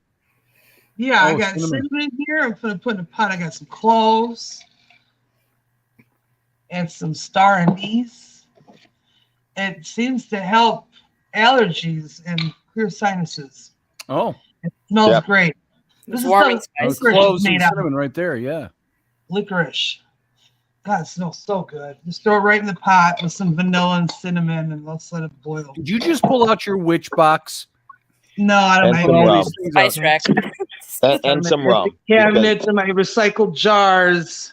I get my spices in the Mexican aisle at the grocery store because they're cheap and it's very pure and better than McCormick, I will say. Pour rum over a cinnamon stick. Mm. Yeah. You know what? Rum makes everything. It's like bacon. Rum is the liquid form of bacon, so it just makes everything. Oh, there better. it is. Yeah, I got a problem with alcohol, so me and Temperance are kind of friends. Oh, Oh, I don't know her. No, see, that's the problem is that people temperate. who have I think that was childhood a ship I trauma, sank once. people with Ship I childhood sank trauma once, yeah. issues and unresolved childhood issues, and who's never had counseling or therapy should never fucking drink. Well, to hell yeah. Because guess what happened today here in Janesville? A man tried to kill his wife. Oh, I'm sorry. Man tried to kill his wife today. Here down the street from where I live at. Yeah, there's a curse running amok in this land called domestic violence murder suicide, or domestic violence murder. And I'm tired of hearing about this shit, to be honest with you. Sick of it. Because these people keep drinking and stop hurting your kids, man. Yeah. Stop hurting your kids, because you hurt your kids, they turn to really fucked up adults. I've And had then- so much therapy I can drink like a fish. See, that's where you can. That's how you can drink. See, I still need a little bit, because if I get a little loose, problem. And I You know dancing on the tables. not Okay. to do that, because I still have a lot of unresolved. I don't issues. have too many unresolved issues. Not with my that can family be or affected anything by like that. alcohol. That. Dave's seen me drunk. He's seen me 3 sheeps to the wind. And You drunk when you made that fall this morning? oh man, yeah, that was just. Where That were was your just sea slipping on the ice. legs, Brad? And it's funny, there's not been. You're ice all right buildup- though. Is your hip okay? Oh, hip's fine. See, Okay. everything I know about falling, I learned from watching Captain Kirk fight. Okay. So everything's a tuck and roll, Grandma. Well, you'd have been fine without that bear. Yeah, if the bear hadn't been there, I wouldn't have slipped. So, Is it a big one? yeah, huge. You Haven't you gotta go seen look the at my Facebook page, Sarah. Oh yeah, I have. We got a picture of it. So. Oh, man.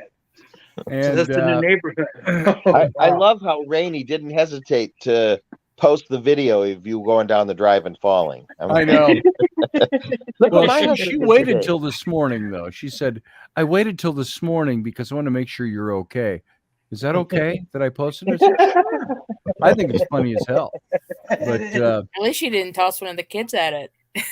Now, what you Yeah. should do is put the Benny Hill song underneath that. Oh, God. when I slipped last night, all I was doing was we had the driveway plowed and I had to move the van because we don't have room for 2 vehicles in the garage. And I have the van out on the driveway. So I had to move it out of there so he could plow. Then when he was done, I had to walk down and get it and bring it back up. And that's all I was doing. I was heading out there and I slipped and I went down. As soon as you know you're going down, it's like, Yeah, it set There's off all my something that's a empathic split vibes. I got second. pain for you. where you abandon all hope of not falling and you start converting over to how do I fall the best way? So everything can't about reflect. stage combat Physics of it. comes in, fighting, acting, all and so there you are. You're twisting, and then that split second, you're like, all right, now I shall turn to my left, and as I turn to my left, my right foot will rise because of the counteractivity of equal and Doing a opposites. cartwheel. And as I cartwheel, yes, and then and so I will aim for the soft portion of my hip as opposed to my head hitting the pavement. And so you go through all that, and then I ended up on the ground, and I started laughing. You can't hear it on the video. I'm too far from the camera. I just laid there laughing before I put my leg in the air to hoist myself up. But I laughed like when and I went, I said, you graceless dumbass. I said, couldn't you have fallen better than that? No, you did all the right things. That like when I fell off the loading dock last Yeah, year.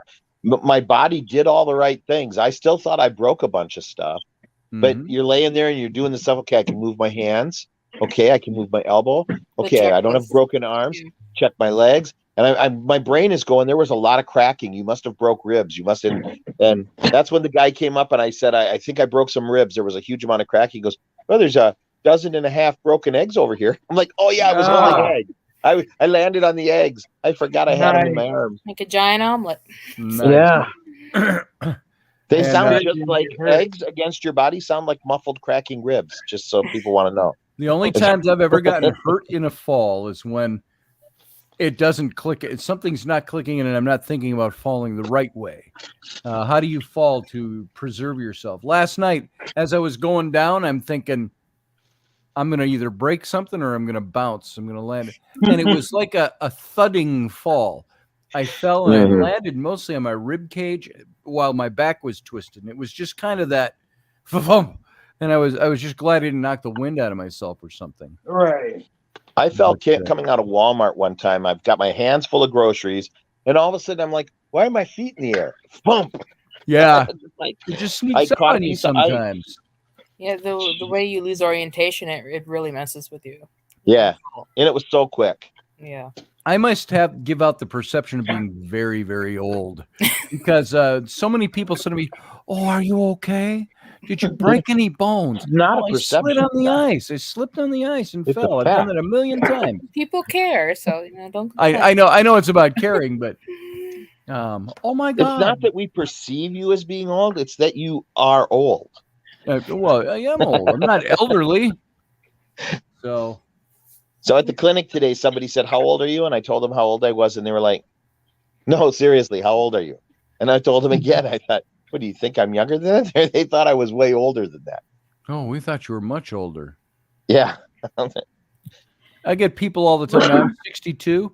I don't know. Somebody just last week said something to me online about, I didn't think you were old at all. I wouldn't have placed you over 58 or 59. And I'm like, it doesn't really cut. That's not a good compliment to somebody who's 62. 58 to 62 is what, 3.5 to 4 years. And you're like, how about, I didn't perceive you as a day over 37. Now that's where you can go, oh, well, thank you very much. Shit, I'm about to be 47. 47? Yeah, last day of Black History Month. They say the best. I'm for in my last. last year of the 50s. You what, Dave? Last year of the 50s. Last year in the 50s. Yeah. Rainey, because she has no problem saying this, is the only reason I'd say it. She's going to be 43. 43 this April. So she's still young. Oh, to be 43 again. Right? Yeah. But pretty much. Yeah. But to bring it back to the topic and everything, yes, you were talking. Oh, there sure. was two things. One was the documentary that you were referring to. It's called "Demon in the White House." It's on. That's it. Discovery Demon in the Plus. White House. Yeah. I knew the word demon was in it, but I wasn't going to say devil, it. I was just thinking it's devil or demon. I actually watched it. It's pretty good. That was pretty good. Yeah. Is that about 45? No. No, it's 45. It's different. But I mean, but it was about 16, I think Jeff Jeff Ballinger worked on that, but and I really enjoy Jeff's work. He's really great work. So, but I mean, I actually go to DC quite often, and I used to actually live up there.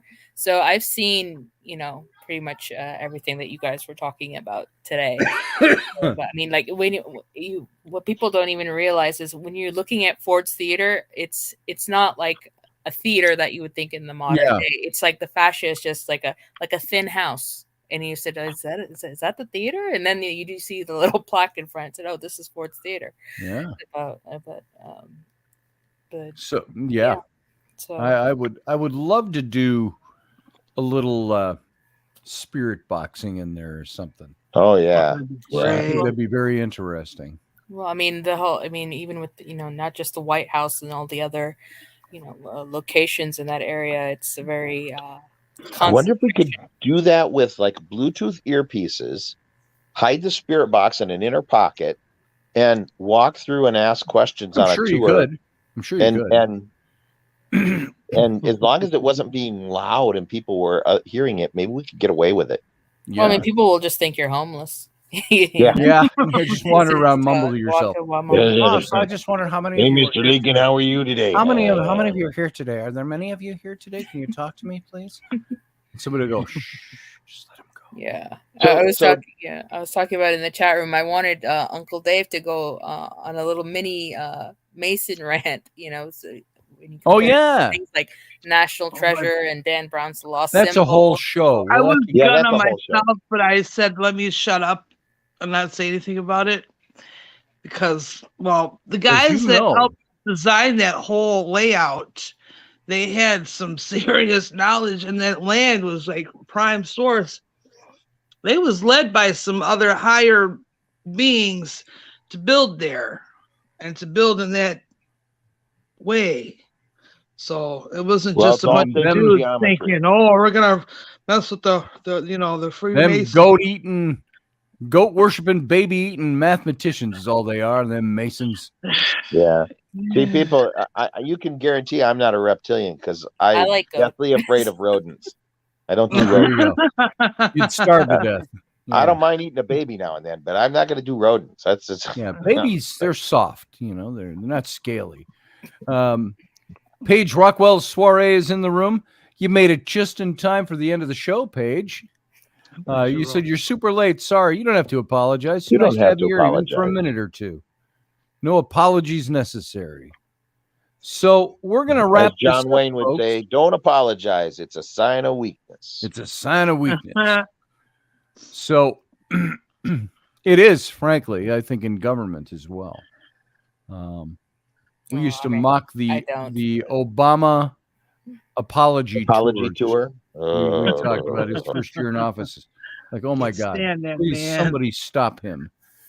I the video. I fired him back in 2014. Oh, nice. Well, you're his fired employer. man. He sucked. You're fired. Our nation has a lot of atrocities in it, but you don't go on a public or national, international stage and apologize for it. No. Especially when it wasn't under your watch. What was he apologizing about? Everything. Everything. The apology tour for everything. Slavery. Anything that we had ever done. We dropped the nuclear bomb. We dropped the nuclear What bomb. you need to apologize for? Well, I mean, isn't it more about having acknowledgement that it happened? See, that's one thing than apologizing. To acknowledge and say we are more enlightened now and we've moved beyond this is one thing. I didn't ever hear him say that. That's what bothered me. It's like, yes, we may have had slavery, but we were amongst the first 3 nations to abolish it. I didn't hear him say that. Yes, we drove Native Americans off their land and we stole from them. We committed atrocity. But we have evolved since then. We are not the same. We do not believe the same. I don't apologize for the actions as what somebody did 150 years ago. Yes, I wasn't there and I didn't bomb, but we saved millions of lives on both sides by doing that. Yes. Because the Japanese had committed to fighting to the last man. If we'd have gone island to island, we would have lost millions of American young men. Yep. And the Japanese, even when they were taking Okinawa, civilians were running to the cliffs and throwing their children and throwing themselves off the cliffs because they had been told we would eat them. Yep. Okay. And so if we'd have had to go island to island, there would be no Japanese people left, or the population would be so dwindled down that it would take them centuries to fill the islands back up. Oh, here's something that really pissed me off. Okay, so you know how the Okinawa hoes they all got paid for doing their service to our troops and shit, right? Mm-hmm. Why the hell that man go give them folks some more money? Those hoes got paid. I don't know. Those prostitutes got paid. He went and gave them folks $98 million. I was mad. U.S. script at the time too, not those the Japanese women had already dollars, but paid. actual dollars. They was getting paid while they was working. Yep. It's not like they did some shit like we had to do, but we still never got paid. Yep. That's And stupid. it's in a nutshell, without getting into and cracking open in a whole new topic. It's the state of California wanting to It's only pay 11 o'clock. We got upward 3 to more hours. $5 We can go, million so. per person, per black person, for reparations from Who slavery, said what, Rick? when California didn't even have slaves. They didn't allow it. It's like, what are you giving them reparations for? California was named after an African princess. Yeah, there it is. All right, folks. I'm going to continue my good night speech. Have a great weekend, y'all. I'm out of here. Delaney, thank you. Let's have you back Pleasure again where chatting we with can you, talk Delaney. more about more things, be a little more structured about it. That will be great, and I will be very professional. Me too. I'll do All my right. best. Thanks, darling. Have All a right. great weekend. And Sarah, thanks for popping in. All right, I thanks, appreciate guys. it that you were here. You Yeah, got it to was I'll look easier up to the title talk of that than book to- for you, dear. All right, thanks. It was easier to talk than to type, so I was like, oh, Yeah, that's what I think some nights Always. too. So, all right. so We'll guys see you have a later, good Sarah. week. Okay, bye. And Uncle Dave, I'll see You you need- again. okay, Nowhere well- else Sunday morning. Yes, I will. But you need to tell Ellery to send new links. The links she sent me were for Christmas specials only. And so following December 25th, they don't function. So she needs to find right. new links for what she's asking for, and I'll be happy to get them for her, and I'll have them shipped to your house. But All right. I'll let her know. she hasn't. I sent messages, I don't know. a I'll week let ago, you and she know. still hasn't.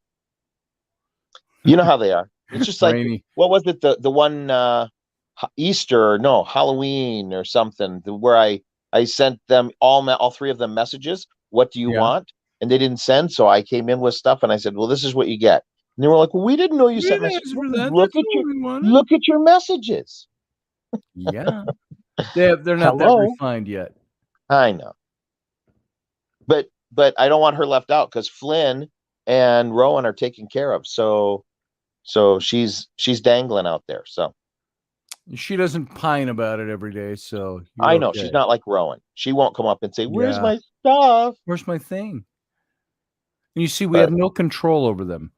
You know, how do you control? That's a whole show again unto itself to talk about that stuff. But my kids do stuff like Ellery coming into the show tonight. She's not supposed to do that, and she knows that. Was your first hour up? No, It's like I it was said like to Flynn 20 minutes or 25 minutes in. Come on over. when I was over there for Christmas. I said to Flynn, You look I just as figured out funny what as I'm you did getting you before. for your Christmas. I just have to figure out Come where I can on. buy it. And Flynn's like, that's You don't cool. even have to do that. Yeah, that's cool. You know. Hey, darling. Hey, Now I can So- actually talk to you. I'm actually here. Yeah, put my pants up. There we go. Okay. Your pull pants are up, fine. Will. You're Pull just your fine. pants up and your shirt down. Olsen. Yeah, there it is. So, I don't know what I was saying, but yeah, when You were Ellery signing walks off in like because that, it's you been a can't long night. stop her. I can't. You know what it's like? You're on radio. You got a bunch of people watching. You don't go, "Hey, hold on while I discipline my kid." I got a It's like, hey. 95-year-old dad that's the same way. I'm on the radio. He just comes walking in, starts talking. I'm like waving him off. I'm doing on. Finally, I Yep. click the mute button. I'm on the radio, and he's like, "Oh, are you going to be on the radio?" I'm on the radio. I'm right on now. the radio Yes, right now. You I'm know what on she the said? radio.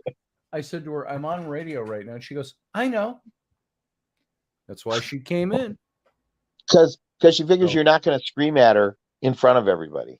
Yep. She'll get away with it. Right. But she'll be talked to about it again. So, Okay, well, I'm She's gonna a cute, stand over here darling with my little shoulders cherub. hurting, and I don't want to Oh. stand here like this. you mean to do anything with your shoulder today? Nope. I just need Oh, get some Tiger Balm. Okay. No. Oh, She Tiger knows Balm that is stuff good too on- well.